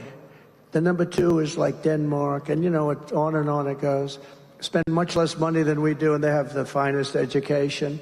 In New York City, a few years ago with de Blasio, who was one of the worst mayors in history, by the way, he said, we're going to go with the Norwegian system. That didn't work out too well, okay? You know, when they start throwing the teachers out the window, that wasn't working out. They don't do that in Norway. Historically, they haven't thrown too many teachers out the window in Norway. But we're going to make it good. And you know what's going to happen is out of the 50 states, you're going to have 35, like different ones. Iowa will do good. A lot of the states will do very good. I can think of probably 30, 35 will be good. And 5 will be okay. 10 will be okay. You'll have 4 or 5 that will be terrible, but that's okay. We have to control it. But you'll have Idaho. You'll have Idaho will do a great job. They, you know, no debt, no this. They run a great state. A lot of places will have will have education that can compete with Norway and Denmark and this. But we'll have certain places. And it's the same places like Gavin Newsom, who's a terrible governor. You'll probably have a problem in California. But what you do is you give it to the local communities, and they'll have a great educational system. You don't want to give it to somebody like Kamala because she destroyed San Francisco and then destroyed the whole state. But reckless migration policy can change it very quickly, and it can destroy everything in its way, just like we've seen in London and Paris and Minneapolis. Look at what's happened in London. Look what's happening in Paris. If Kamala Harris wins this election, she will flood Pennsylvania cities and towns with illegal migrants from all over the world. And Pennsylvania will never be the same. You will never be the same. When I'm president, all migrant flights to Pennsylvania will stop immediately. By the way, all migrant flights. Not only to Pennsylvania, everywhere. No, but how about they get caught? You know, we just found that out a few months ago. They're saying, no, we're fighting. In the meantime, people are just pouring in. No, we want to do it. And then we learned that the airplanes are flying. That means that, it's just a big con job. Remember this. I love how he always says aeroplane. You could kind of hear it in the clip with Mark Milley as well. He doesn't say airplane. He says aeroplane. Our beloved boomer. For a long time, she's been talking about her experience at McDonald's. I worked at McDonald's over the French fries. It was so hot. I think I'm going to go to a McDonald's next week someplace. I'm going to go. Might not be in your place. I'm going to go to a McDonald's, and I'm going to work the French fry job for about a half an hour. I will see how it is. She said she worked and she grew up in terrible conditions. She worked at McDonald's. It was such. She never worked there. And these fake news reporters will never report it. They don't want to report it because they're fake. They're fake. They don't want to report it. She never worked at McDonald's, but it was a big part of her resume. They went to the different places. Did she work here? Did she work here? Did she work here? She said, we don't know who the hell she is. Leave us alone. We're making hamburgers. We will end the invasion of small-town Pennsylvania, and we will end the destruction of America. It's destroying our country. This sentence right here. It takes centuries to build the unique character of each state. He's actually talking about the character of the state built up over generations. And I think this is in the context of this isn't just like, he's not just like making an economic case or something for against immigration. He's not engaging on that level. He's engaging on the level of the actual character that constitutes the identity of the state and the values of the state. And I believe this is in the context of him saying that he's going to end the Department of Education. I know a lot of people are skeptical about that, but we're hearing a whole lot of it. He's saying it a whole lot. There's a lot of things that there was a lot of things that he said, that his major issues that he hit over and over and over again, that he followed through on to whatever degree he could his first time in office. When he starts making a point of mentioning these things over and over and over again and describing in detail the motivation and the justification for it, he's talking about decentralizing education and letting local communities govern their own education. This is a big frickin' deal. This may have been at Wilmington, Duffett. I can't remember exactly where these clips came from, but he's talking about Pennsylvania here. And so I imagine it was Pennsylvania, but I don't remember. I haven't been following it quite that closely. Javier Oliva, the first executive order President Trump should issue is that McDonald's go back to using beef tallow in their fries. Also, the apple pies should be fried again. Here. The stuff that really matters. And Taylor Brown said, notice it's all migrant flights, not illegal alien flights. It's migrant flights. Excuse me. He's making a subtle wink and nod at the anti-immigration factions of his camp. And Slosher says, is he subtly dropping the illegal qualifier? It's almost like they're listening. Witt says, pretty close to invoking blood and soil. Right. Yes. So he's got a new scandal now. He's out at a grocery store. And imagine going shopping and seeing something like this there. Here, it's going to go down a little bit. It just went down $100. We'll do that for you from the White House, all right? Thank you. All right, bye. Nice seeing you, everybody. Beautiful. There you kids? Yeah, they are. 3 boys. Perfecto. Perfecto. Hi, everybody. Video kind of got hung up there, but so he's literally buying votes. In my opinion, this is exceptionally based. I am fully in support of the president literally buying votes with C notes. Give it to me. Make it, just formalize it. This is what happens. Let's just formalize it. And this here, him giving a $100 bill to a mom in the grocery store line buying groceries, is so much more meaningful than any of these scandalous schemes that the Democrats run with all of their patrons. This is such good aesthetics here. Now, of course, you get Ron Filipkowski one of the worst people on the planet. Trump is now handing out cash to voters. And this faggot, IPAs, says, I'm reasonably sure that's a federal crime. Napoleon Bonaparte appreciator says, begging Democrats to charge Trump because he bought groceries for a mother of 3. Please do it.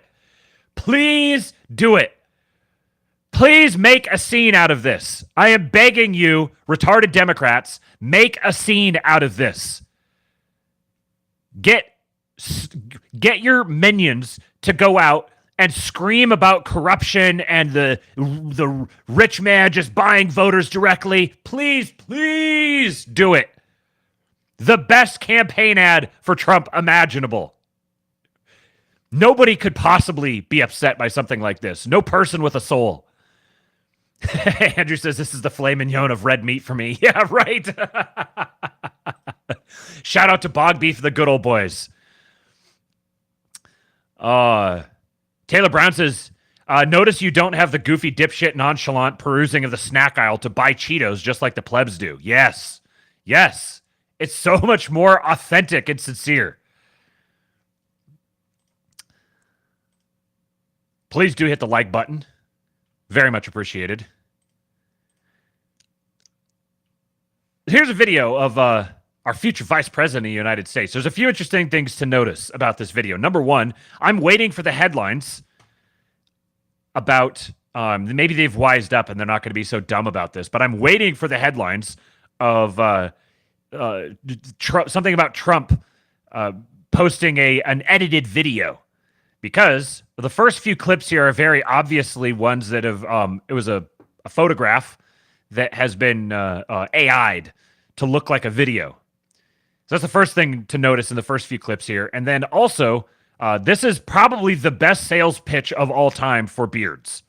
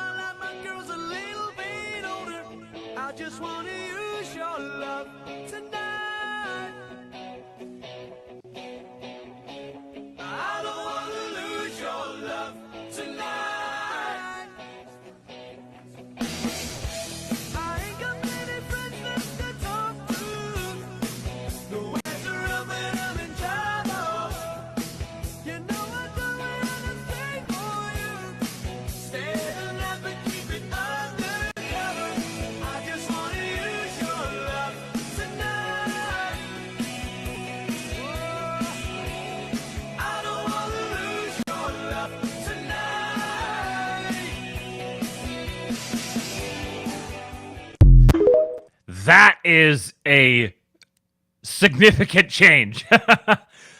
I love JD. I've loved him even more ever since he actually became VP. But it's a really good thing that he lost the weight.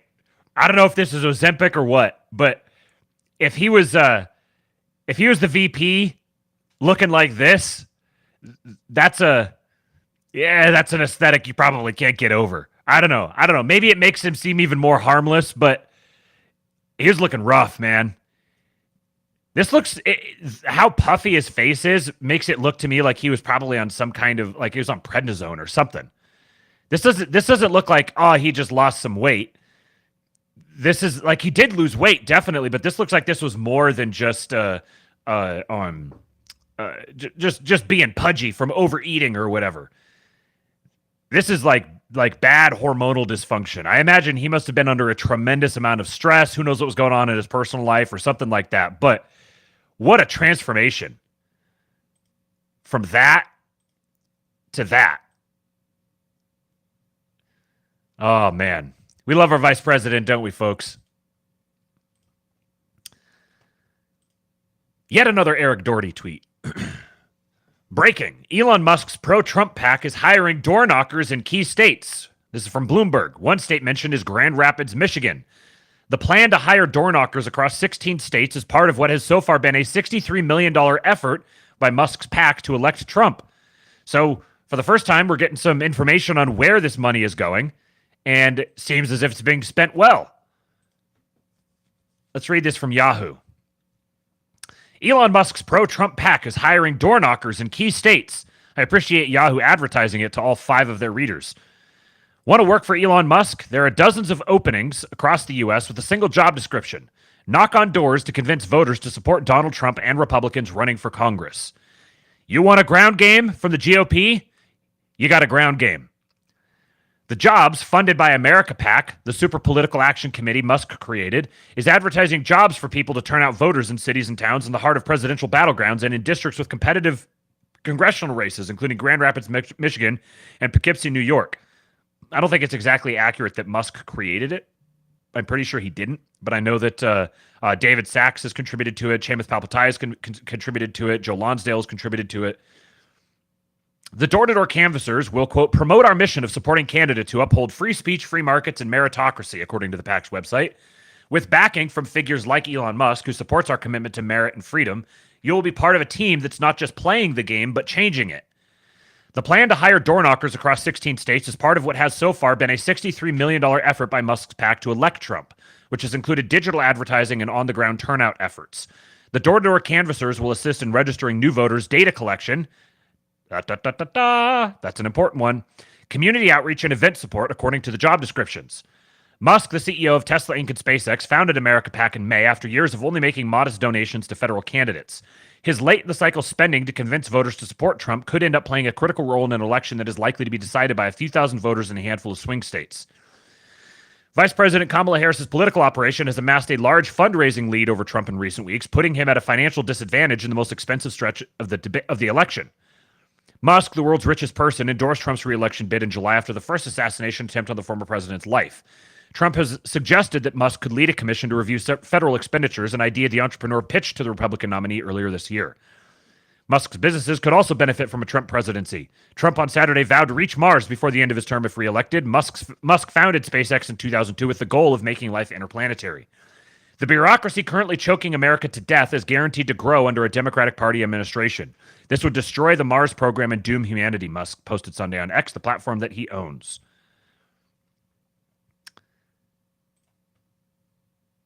So shout out to our Republican ground game that is growing. And if they're hiring people, if you're looking for something to do, you want to contribute in your own way, you might be able to go get yourself a job. Let's check out the website. Careers at America PAC. Imagine being at the forefront of a movement that not only shapes the political landscape, but also champions the very values that define America's greatness. At America PAC, we're not just another political action committee. We're a dynamic team committed to electing leaders who stand for free speech, free markets, and meritocracy. Here's why you should consider joining us. Let's see what the openings are. Phone banker, canvasser.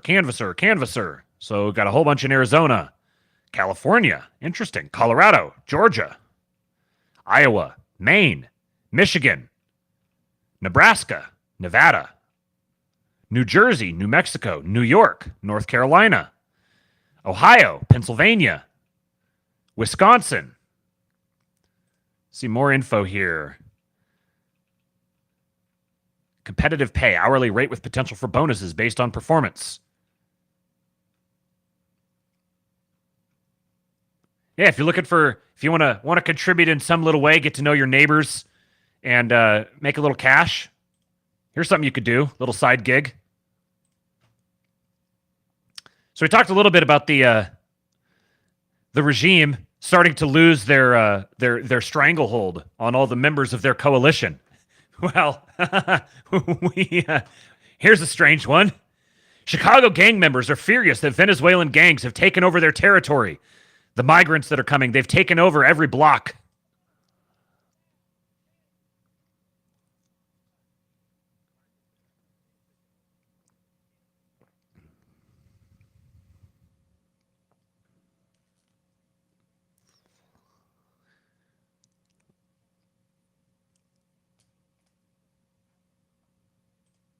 No audio. I don't know why it does this. Literally no reason for it. Let's try this again. Come on. All right, let me know if it's up now. America has a I'll give you a minute for the for the delay. Do me a favor and hit the like button, folks. We got 141 watching and only 70 likes. Hit that like button. Close out the live chat window. Smash the like button, and then you can open it up again. Okay, audio's back. Let's go. America has allowed gangs to enter our country. The migrants that are coming, they're taking over every block right now. The city of Chicago is going to go up in smoke, it's going to go up in flames. Gangs in Chicago are angry over the influx of migrants and criminals in their city. They say money that should be going to the African American community on the South Side is instead going to what they call non-citizens, and warn that turf wars between Chicago's gangs and groups like Venezuela's Tren de Agua could see Chicago, quote, go up in flames. Photographer Matt McDermott and I traveled to Chicago's South Side to see what was happening for ourselves after we heard about a police report last month that the Tren de Agua gang had taken over an office building there. We spoke to a number of young, hardcore gang members, as well as gang elders who have retired from the life, and just regular citizens who were very much part of the community. And they're all furious at the estimated $500 million that's reportedly been funneled toward new migrants in Chicago since 2022. And they aren't happy either about what they say are Venezuelan criminal gangs that are leaving the shelters and spilling out into the South Side into abandoned buildings. Now, I suppose, unfortunately, the majority of these people who are upset about this are probably felons and ostensibly can't vote anyways. But wouldn't it be funny if they're part of an election fortification scheme and they all vote for Trump? Yeah, this Dissident Soap says blacks have had a monopoly on gang violence for 30 years. Now they have a competitor that's similarly ignored by the government, and they're losing ground fast. And there's a lot of these neighborhoods that are the actual official government has basically no presence there at all. So, man, if you're anywhere near these sorts of neighborhoods, you got to get out. This isn't. I think even a Trump election is not necessarily going to resolve some of these issues. Some of these cities just need to be left to the birds.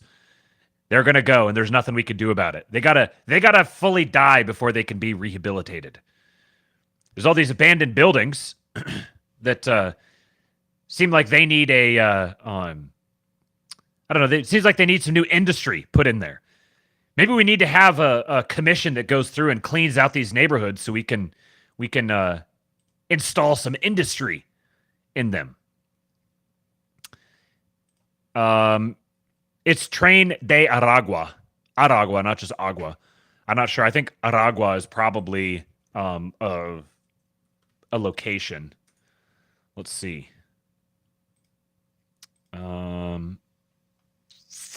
Yeah, Aragua train is what it means. And Aragua is one of the 23 states in Venezuela.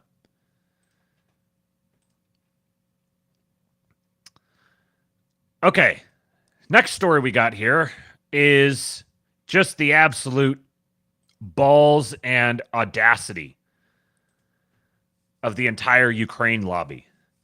Zelensky is now touring ammunition factories in Pennsylvania and attacking President Trump and J.D. Vance and American media outlets. A foreign leader is essentially campaigning for Harris on American soil. So remember, you've got the shitlib Twitter posters who are crying about Trump giving $100 to a mom trying to buy groceries. Meanwhile, you've got Zelensky in the United States being interviewed by The New Yorker. He says, "My feeling is that Trump doesn't really know how to stop the war, even if he might think he knows how. With this war, oftentimes, the deeper you look at it, the less you understand. I've seen many leaders who were convinced they knew how to end it tomorrow, and as they waded deeper into it, they realized it's not that simple." And the question from The New Yorker, apart from Trump's own reluctance to talk about Ukrainian victory, he has chosen J.D. Vance as his vice presidential candidate. Zelensky says he's too radical. Vance has come out with a more precise plan too, and he says to give up our territories. And the interviewer says, "Your words, not mine, but yes, that's the gist of it." And he says his message seems to be that Ukraine must make a sacrifice. This brings us back to the question of the cost and who shoulders it. The idea that the world should end this war at Ukraine's expense is unacceptable, but I do not consider this concept of his a plan in any formal sense. This would be an awful idea if a person were actually going to carry it out, to make Ukraine shoulder the cost of stopping the war by giving up its territories. But there's certainly no way this could ever happen. This kind of scenario would have no basis in international norms, in UN statute, and justice, and it wouldn't necessarily end the war either. It's just sloganeering. The absolute balls on these people to pull this little midget out here. And not just that, they're flying him around on a U.S. Air Force C-17. The Biden-Harris administration is using military assets to fly a foreign leader into a battleground state in order to undermine their political opponents. We're beyond, like, these people need to be thrown out of office. These people need to be sent to Gitmo. This is just staggering brazenness.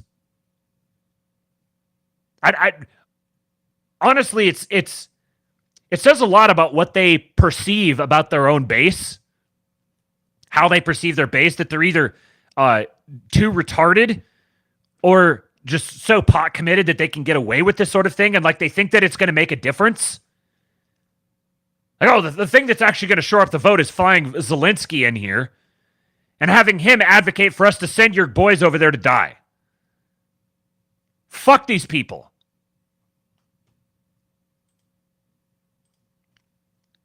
On the other end of the spectrum, check out this quote from Putin. But the gist of it is different. The gist of it is that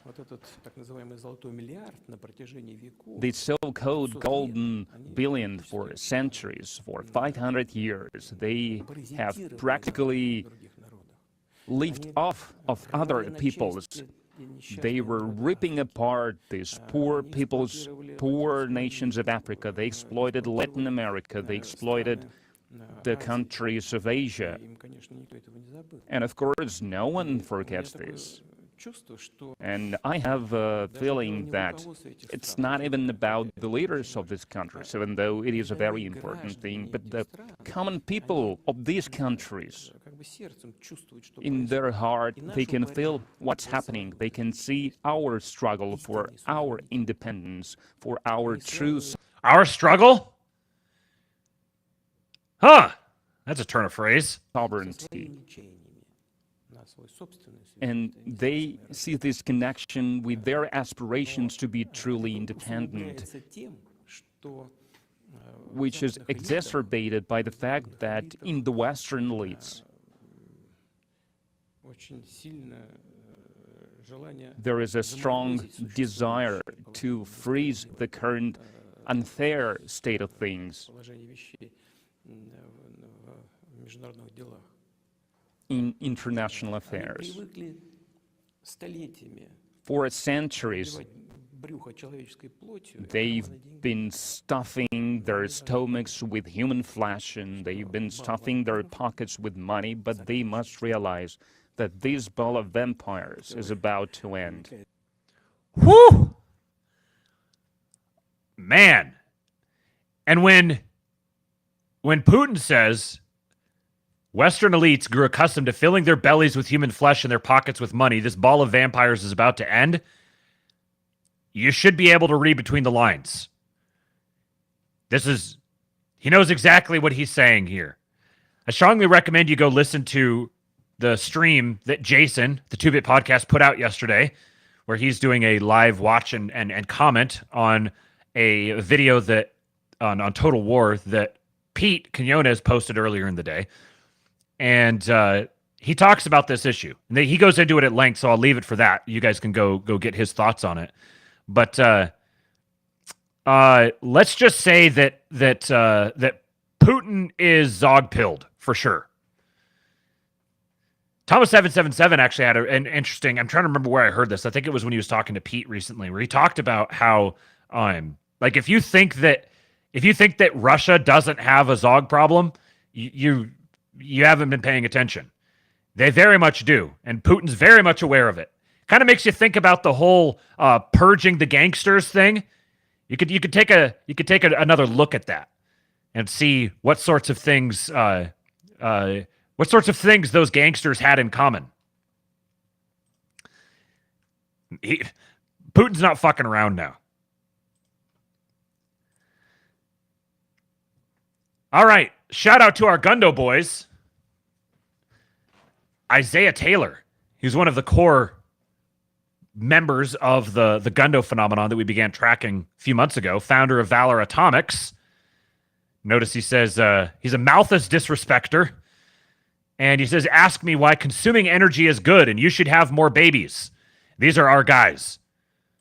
Breaking, CEG Clean Energy announces plans to restart 3 Mile Island Unit 1. The company signed a 20-year power purchase agreement to provide carbon-free electricity from Microsoft data centers. Suddenly, now, yes, it's Microsoft. Yeah, okay, great. Yeah, Microsoft. Fuck Microsoft, of course. But suddenly, nuclear power is they're signing a 20-year power purchase agreement for nuclear power. I've spent my entire life hearing about how dangerous and terrible and awful and unrealistic nuclear power is from the very people who ostensibly populate Microsoft. Suddenly they're going against the regime narrative. The narrative is changing. And which direction is it changing? This is yet another example of key regime actors suddenly just sort of, just aligning themselves with the Trump vision of the future. I got a couple tweets from this guy here, Mark Nelson at Energy Bants. He says, breaking, blockbuster Microsoft data center deal resurrecting 3 Mile Island nuclear plant. Microsoft and nuclear plant owner Constellation have agreed to a massive, unprecedented deal to restart the closed 3 Mile Island by 2028 to power its data centers, per the New York Times. The deal? Microsoft purchasing as much power as possible from its 880 megawatt reactor over 20 years for prices rumored to be above $100 per megawatt. Most famous for its 1979 meltdown, TMI closed in 2019 because of cheap fossil fuels and tech companies refusing at the time to consider buying its electricity to meet clean energy goals. He says, clearly the biggest tech companies are desperate to buy up nuclear plants. This deal between Microsoft and Constellation EG represents the biggest and richest of its kind. It won't be the last. Constellation needed to be sure it would recover the estimated $1.8 billion required to restore the closed plant to long-term operation. And this deal with Microsoft is extraordinary for the expected contract length and price being paid for TMI's constant clean power. I suspect Microsoft is paying a big premium to get this plant back as fast as possible. The deal is revealing such interesting things about the limits of getting concentrated power from new renewables. TMI nuclear power is being purchased for a price that appears to be multiples of what new wind and solar projects can get, demonstrating the high value of nuclear electricity and the low value of incorrectly located and erratically produced power. Electricity is not and never was a commodity. It is a service with strict and uncompromising location and time-based constraints. Nuclear almost perfectly matches the specific service needs of the next generation of centralized AI data centers in a way distributed weather-based energy cannot do while keeping costs reasonable. Getting electricity to market when and where needed is a savage problem.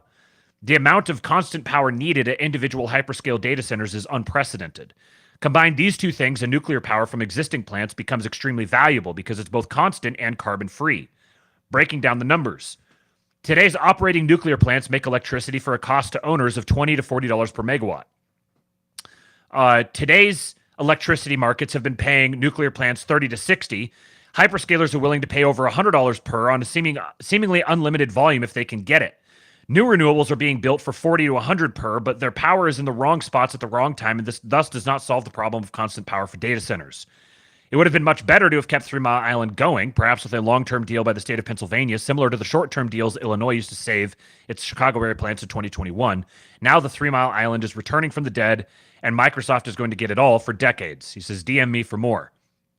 And adding to this, he says, however big you think this Microsoft nuclear deal is, I'm telling you, it's bigger. One of the biggest power deals ever. Approximately $800 million a year for 20 years. $16 billion for one nuclear reactor.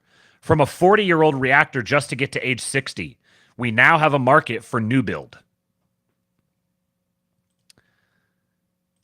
And Ronald Dodson reacting to another story here, actually. On-campus nuclear reactor approved for university in Texas. Ronald Dodson says, this is great news. This is the first research reactor the Nuclear Regulatory Commission has approved in more than 40 years.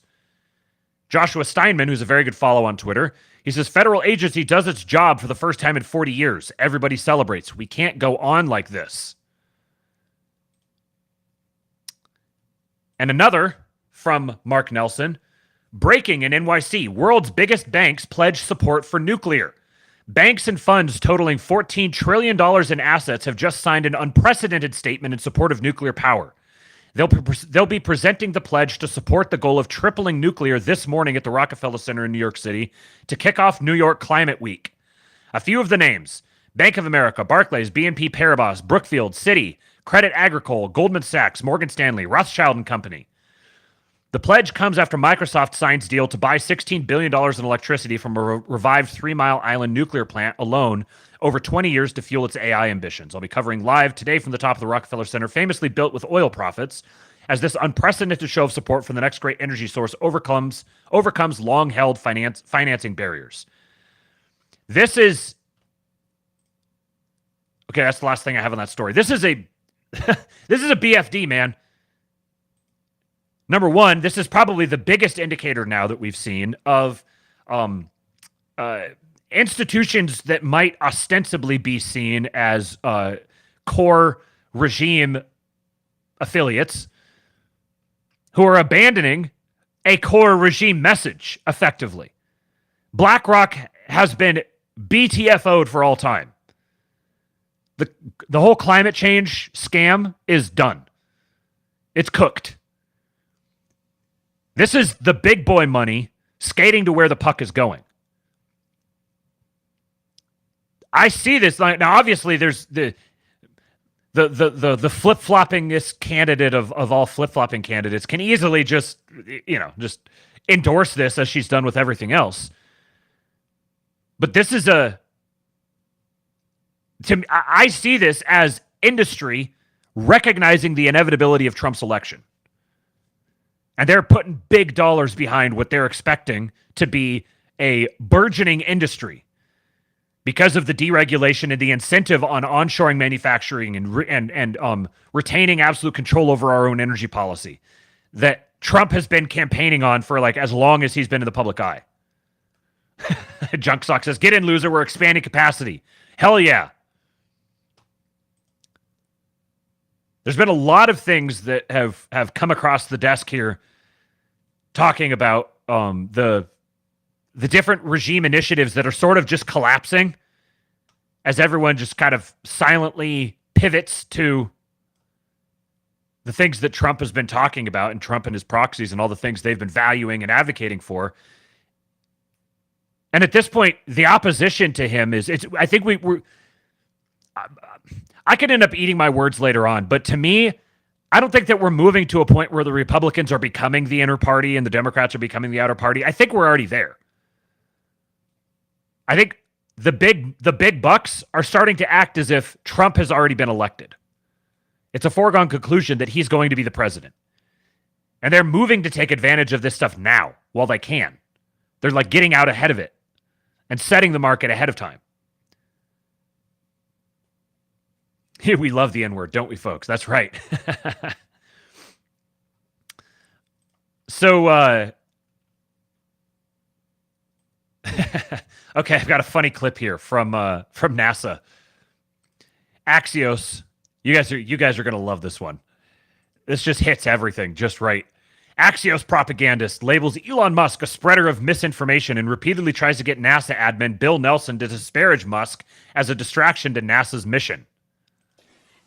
Do you worry about Elon Musk and the misinformation that he spreads that detracts or distracts from NASA and its mission? You know, the good news about that is that Elon has a president that he lets run the company, and her name is Gwen Shotwell. And she's done that. She was the 8th employee of SpaceX. And she's done a phenomenal job. And as we say in the South, the proof's in the pudding. Look at the crew to orbit, cargo to orbit. Now we'll see they, along with Jeff Bezos' company, Blue Origin, are going to be our 2 landers. We're going to get our astronauts to the moon in lunar orbit. And then they will transfer into first a SpaceX lander and then a Blue Origin lander. Right, and I think it's not necessarily how SpaceX is run, as you're saying. I'm just talking about the distraction of the constant headlines about him, and if you all feel like that's a distraction. Well, they distract you, but they don't distract NASA.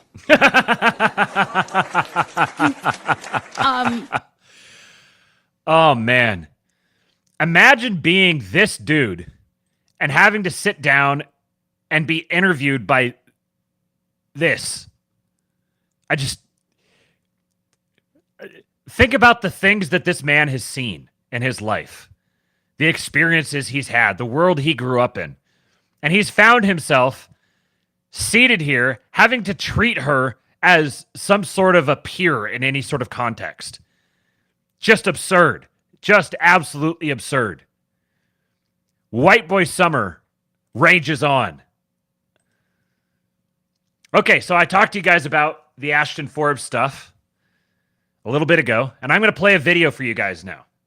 If you guys haven't seen this yet, your brain is not really going to have a way to interpret this. It's gonna like sort of spaz out and be like, what? There's no audio in the video, but I'll read the tweet here first. He says, "We live in the Matrix. I've exposed the cover-up of MH370. I've researched the science of zero-point energy. I've identified the leaker of the videos as Edward C. Lin. I've identified the designer of the plasma orbs as Salvatore Pais, PhD, active Navy and Space Force engineer. Everything can be verified. With a free press, this would be the #1 story in the world. Instead, no one wants to ask any questions. Most want to live in blissful ignorance. All men die. Not all men know how to live. Sal Pais." So this here is video of the MH370 flight, the Malaysian Airlines flight that disappeared, ostensibly, supposedly crashed. This video is,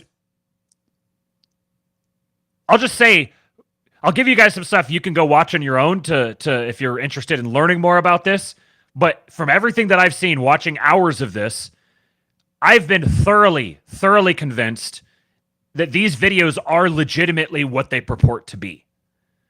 So I'm going to play the video for you. There's no audio here, but you'll be able to see the same thing happen, multiple angles, super slow motion. Just watch it. If you've just been listening to the show for a while, open up your phone, pull up the tab, whatever it is, and sit and watch this video. Because I think that this is just the beginning of us hearing about this. I think that we're going to hear more in the not too distant future. This is not, I don't have any inside info. I'm just speculating, but something like this is explosive enough that it's starting to get legs. And man, the dark tech disclosure potential with this one is, to say that it's transformative to our understanding of reality is to understate it. So let me just play this video.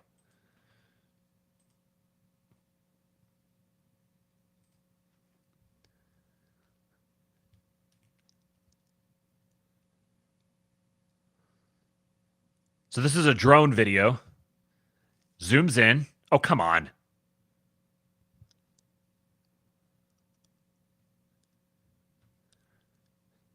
That's the flight, Malaysian flight MH370, in an emergency state, on fire, streaming smoke out the back. There's no audio for this. And you notice these orbs appear. What are these orbs doing? That's very odd. Look at how they're swirling around it.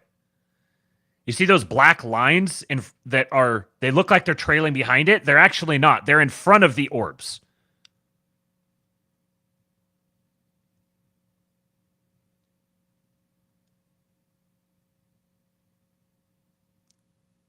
Wait for it.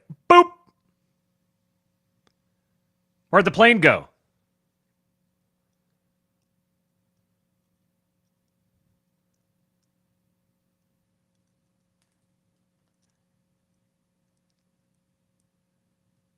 We're going to get a bunch of passes here in super slow-mo, zoomed in.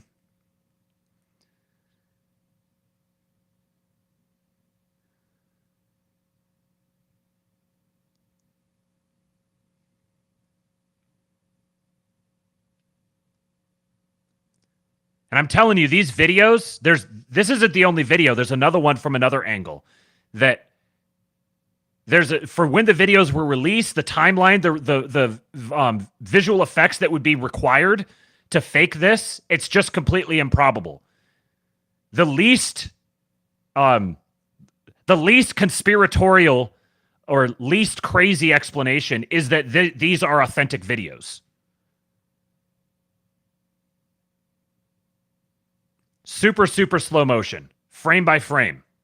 Planes flying along. These orbs are circulating around it.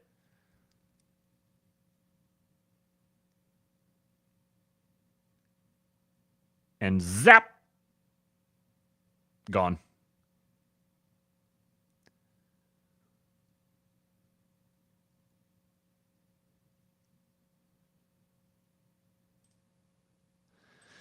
So there's a video that I will drop in the master thread when I tweet it out at the end of the episode here, and I'll also put it in the description of the YouTube video for this, where Ashton went and was interviewed on Redacted.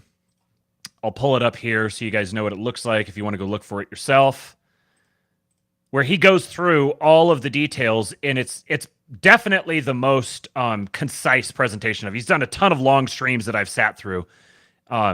This is definitely the most concise presentation of it. And what's this guy's name? Clayton Morris.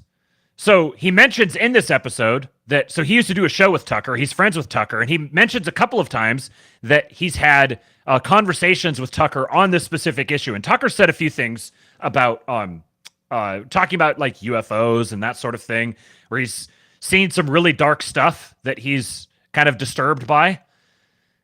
This is up to 1.6 million views. Been out here for a couple of weeks. I wouldn't be surprised to see Ashton Forbes on Tucker in the near future if he's talking to a close friend of his about this. He lays out all of the evidence over this hour and 20 minutes. He lays it out really concisely. And if you want more detailed stuff in it about why the, here's a simple thing. Everyone looks at this, oh, look, it could just be VFX or whatever. And there's lots of people who've done these debunks. There's like, oh, look, it's like it uses the stock image. And so they could have just, blah, blah, blah. People have tried to debunk it and debunk it and debunk it. But it doesn't match the timeline that would have been available based on when the video dropped.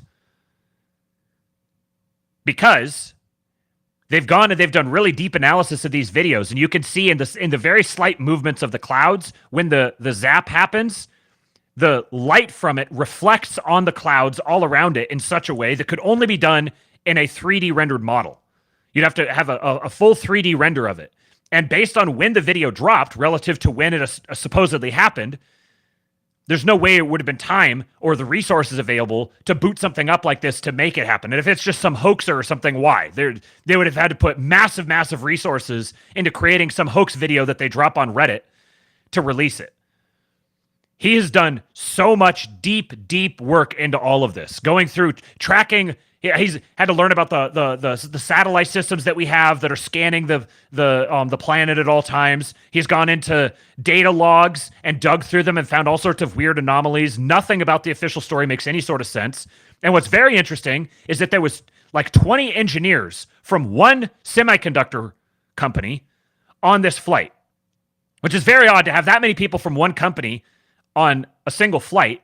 And these are semiconductor engineers with their whole families who are traveling to China, which maybe 10 years ago, you might not have thought quite so much about, semiconductors or whatever. But now what it looks like is there was some sort of an espionage thing happening here. And there were two guys who were on the flight who were Iranian who had fake passports, which is itself very, very strange.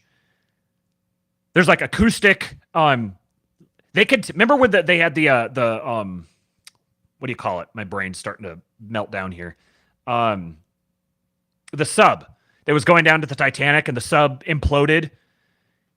We got some interesting information there about the acoustic tracking capability that they have, where they can basically track any sort of impact on the water anywhere in the oceans.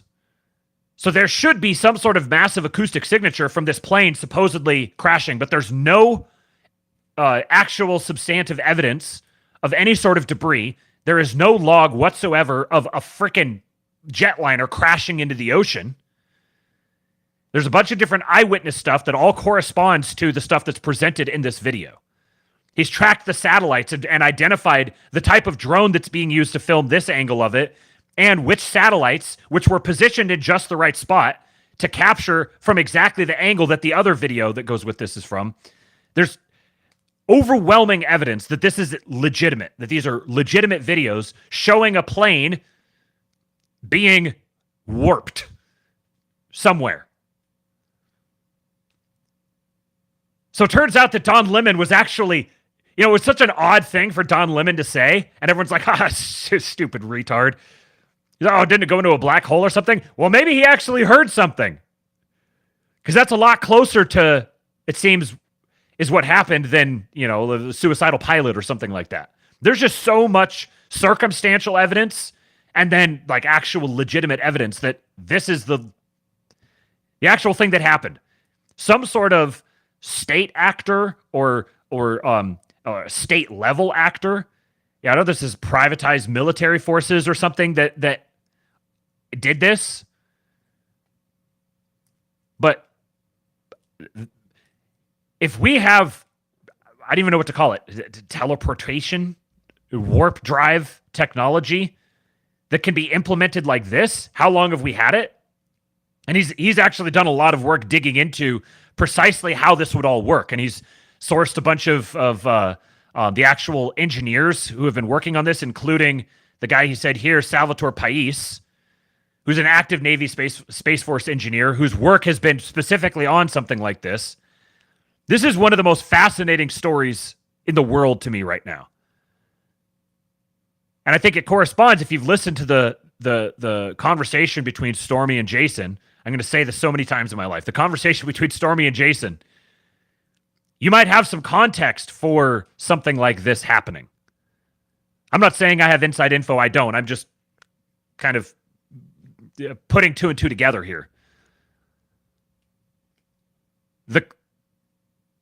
The technological capacity that we have right now far exceeds, we being the human species, far exceeds what's actually released. And this sort of thing inevitably has to be disclosed. It's going to be released. There's no way that it can just be kept under wraps in perpetuity. And the implication of it being released for military technology, defense, space travel, energy, all these things, it's going to, our entire understanding of physics, the formal official understanding of physics and quantum mechanics, all this stuff is all going to be completely upended as this sort of stuff gets slowly leaked out or pushed out into the mainstream. So beyond that, I don't really know what to do with this apart from just be fascinated by it. But hopefully you guys find it interesting. Strongly recommend you go listen to this interview. It's only an hour and 20 minutes. It's pretty straightforward. He covers basically all of the highlights. He's kind of doing an overview of all the most substantive evidence. And then if you find that interesting, you can go to his channel on YouTube. Just look up Ashton Forbes and you can get where he goes deep into detail on each of the issues. I don't know. I keep burping. Okay, let me pull this tab over here so I remember to tweet it out. And then last two things here from Uber Boyo.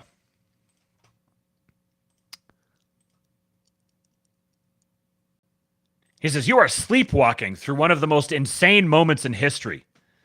They're digging up the 7,000-year-old corpses from ancient kings and sequencing the mystical language in their flesh to discover the lost history of Europe. I wish I had the accent that he does. I can't. I'm not even going to try. They've channeled lightning into silicon rocks, and now they're modeling the synapses in your brain so these rocks can start thinking. They have cut open people's skulls and discovered there's 2 separate conscious centers in our brain matter, and you are only one of them. They coordinated a worldwide conspiracy involving mass imprisonment only 5 years ago using the power of the media complex to brainwash the masses. They're orchestrating a grand population transfer larger than anything in history by funneling millions of men into Europe and America. Nothing is normal about our reality. It's one of the most mind-bending moments mankind has ever witnessed. That's a really cool freaking picture. Gav Navag says, why would they use their crazy space edge technology just for some engineers? Who knows? That's the great question. Why was this the thing that they opted to do, whoever they is?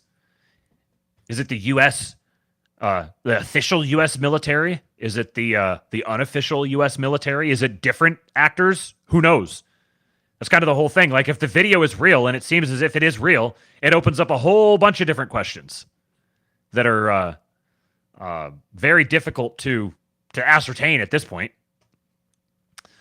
So a couple videos from him. One of them is not from him. He shared it, but talking about the split brain thing. And then, so I'll play this one, and then I'll play his, and then I will leave you guys with some Hulk. Your brain is two brains, two hemispheres, each doing half the work of being you. Half your vision goes to each and half your movement directed by each. Right controls left and left controls right. Your two brains coordinate through a wire of nerves, but this wire can be cut and was, for a time, used as an epilepsy treatment. After the cut, people seemed the same, though their brain was split in twain. Except some post-split patients describe that while selecting their morning outfit with right hand, left might come along to disagree. Actually, left hand might quite often disagree, which these split brain patients found frustrating. What's happening? To investigate, remember, right brain sees and controls one half, while left brain controls and sees the other. But only left brain can speak. Hello. Because that's where the speech center is located. Right brain without this is mute. In normal brains, this doesn't matter because each half communicates across the wire with the other. But split brains can't, and thus you can show just the right brain a word, ask the person, what did you see, and you'll hear nothing. Because left speaking brain saw nothing. Meanwhile, right brain will use its hand to pick the object out of a pile hidden from left brain. This is deeply creepy. Ask why are you holding the object, and speaking left brain will make up a plausible sounding but totally wrong reason. I always wanted to learn how to solve one of these. Left brain isn't lying, it's just doing what brains do, creating a story that explains its past actions to its current self. A behavior which does rather cast doubt onto the notion of free will, but that's a story for another time. Creating reasons for why it does things is just something left brains do. It happens in normal, healthy humans all the time, and if you think about it closely, you know you've done this. Back to experiments. Give right brain an object, ask the person what's in your hand, and they won't be able to say. I'm not holding anything. And when asked to draw, a split brain can draw two separate objects simultaneously with each hand in a way unsplit brains find challenging. These experiments on split brain patients are deeply unsettling because they really point in the direction of a mute, separate intelligence, something living in the skull. You can even ask questions of a split brain and get disagreement on the answer. So if your brain is split, who is the you in this situation? From the outside, it's tempting to think of the part of the brain that's speaking as the person, but something is hearing and answering questions. And though right brain can't speak, it does understand faces, which left brain can't. If this is you, you don't know who your friends and family are in a crowd. This act of cutting exposes two minds in one head, and the talking mind doesn't know there's someone else in the house. The left brain can describe the situation it's in, but nonetheless will constantly be surprised by right brain's actions and explain them away.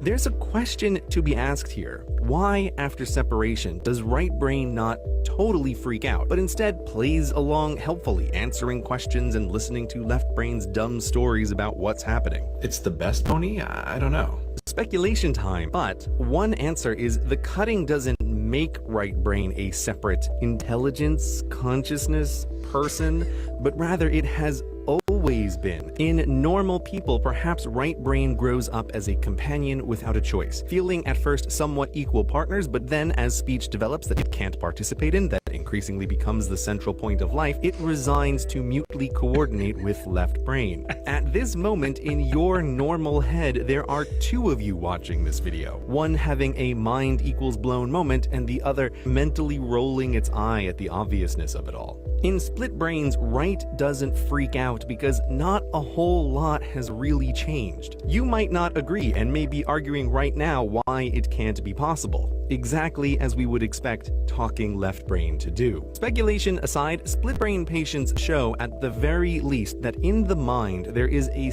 separate something that can hear and understand and respond given the right circumstances.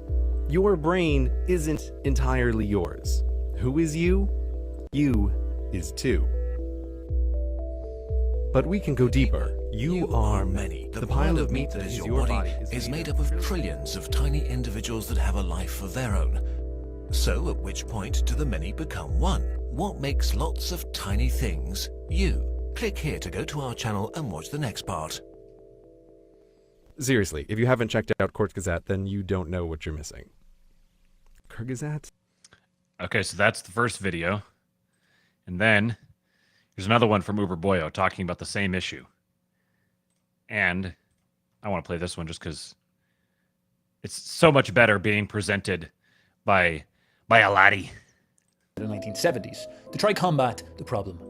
It was common for scientists to cut people's brains in half in the 1930s to the 1970s to try combat the problem of epilepsy. You see, your brain is made of two large hemispheres, the left brain and the right brain, and there's a little bit of connective tissue called the corpus callosum that goes between them. And when you have an electrical storm happening inside of your brain, which is what epilepsy is, if you cut this tiny corpus callosum, you isolate each of these hemispheres. And this stops the storm being able to grow large enough that it takes over your brain. It stays localized to one side, and you can actually function quite fine. So it works as a cure for epilepsy. But there was an interesting side effect to this. Now, generally speaking, the people who had this surgery, despite how dramatic it was, functioned perfectly fine, which is why they did the surgery. They were able to continue their day as normal. And you would not really notice that their brain was chopped in half if you saw them operating, acting, and speaking, except for some very interesting phenomena. Many of these people reported this strange effect where they would have difficulty making choices. Not because it was hard for them to make a choice, but their body would fight against themselves. They would go to reach out for a chocolate bar, and their other hand would attack their hand and pull it away. It would slap it and maybe grab an orange or something like this. They would go to pick their outfit for the day, and one hand would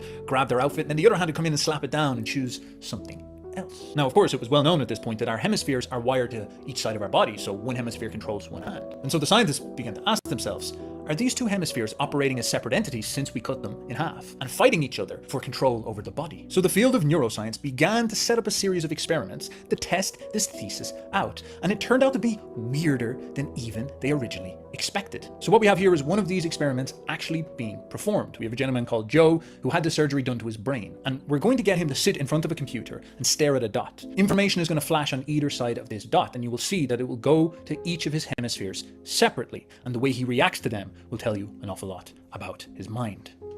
Ready? Look right at the dot. Okay. Right. Okay, you ready? Look right at the dot. Grapes. Good. When Joe focuses on a point, right at the dot, everything to the right of the point goes to his left brain, the dominant hemisphere for language and speech. Look right at the dot. So we can see here that when we flash a word or a picture, Joe is easily able to name it. Here we go.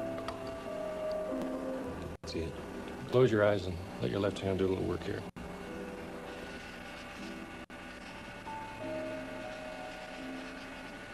Okay, what do you got there? Pen. Okay, very good.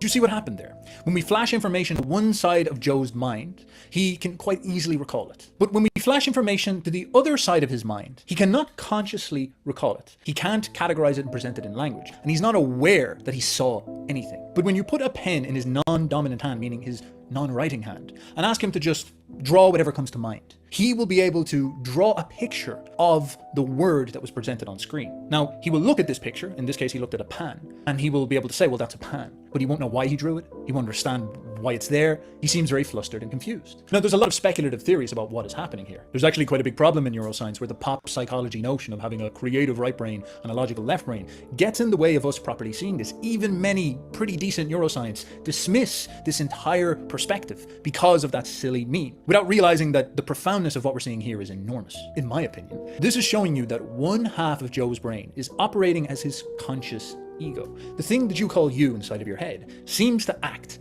as one half of Joe. This is also the part of Joe that speaks, that uses language. Now, this is the weird part. It seems like the other half of Joe's brain is present as a separate personality, capable of perceiving reality, but it is outside Joe's conscious mind.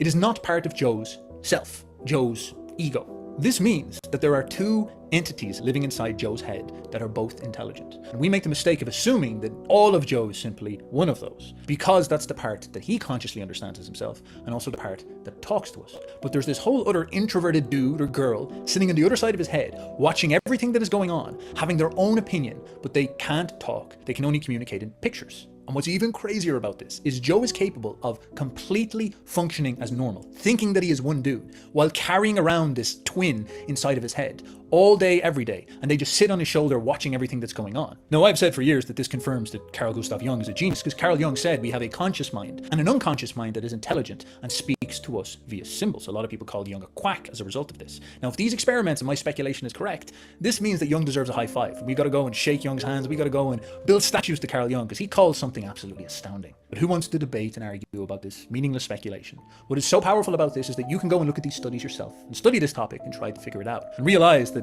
you have the same split inside of your brain.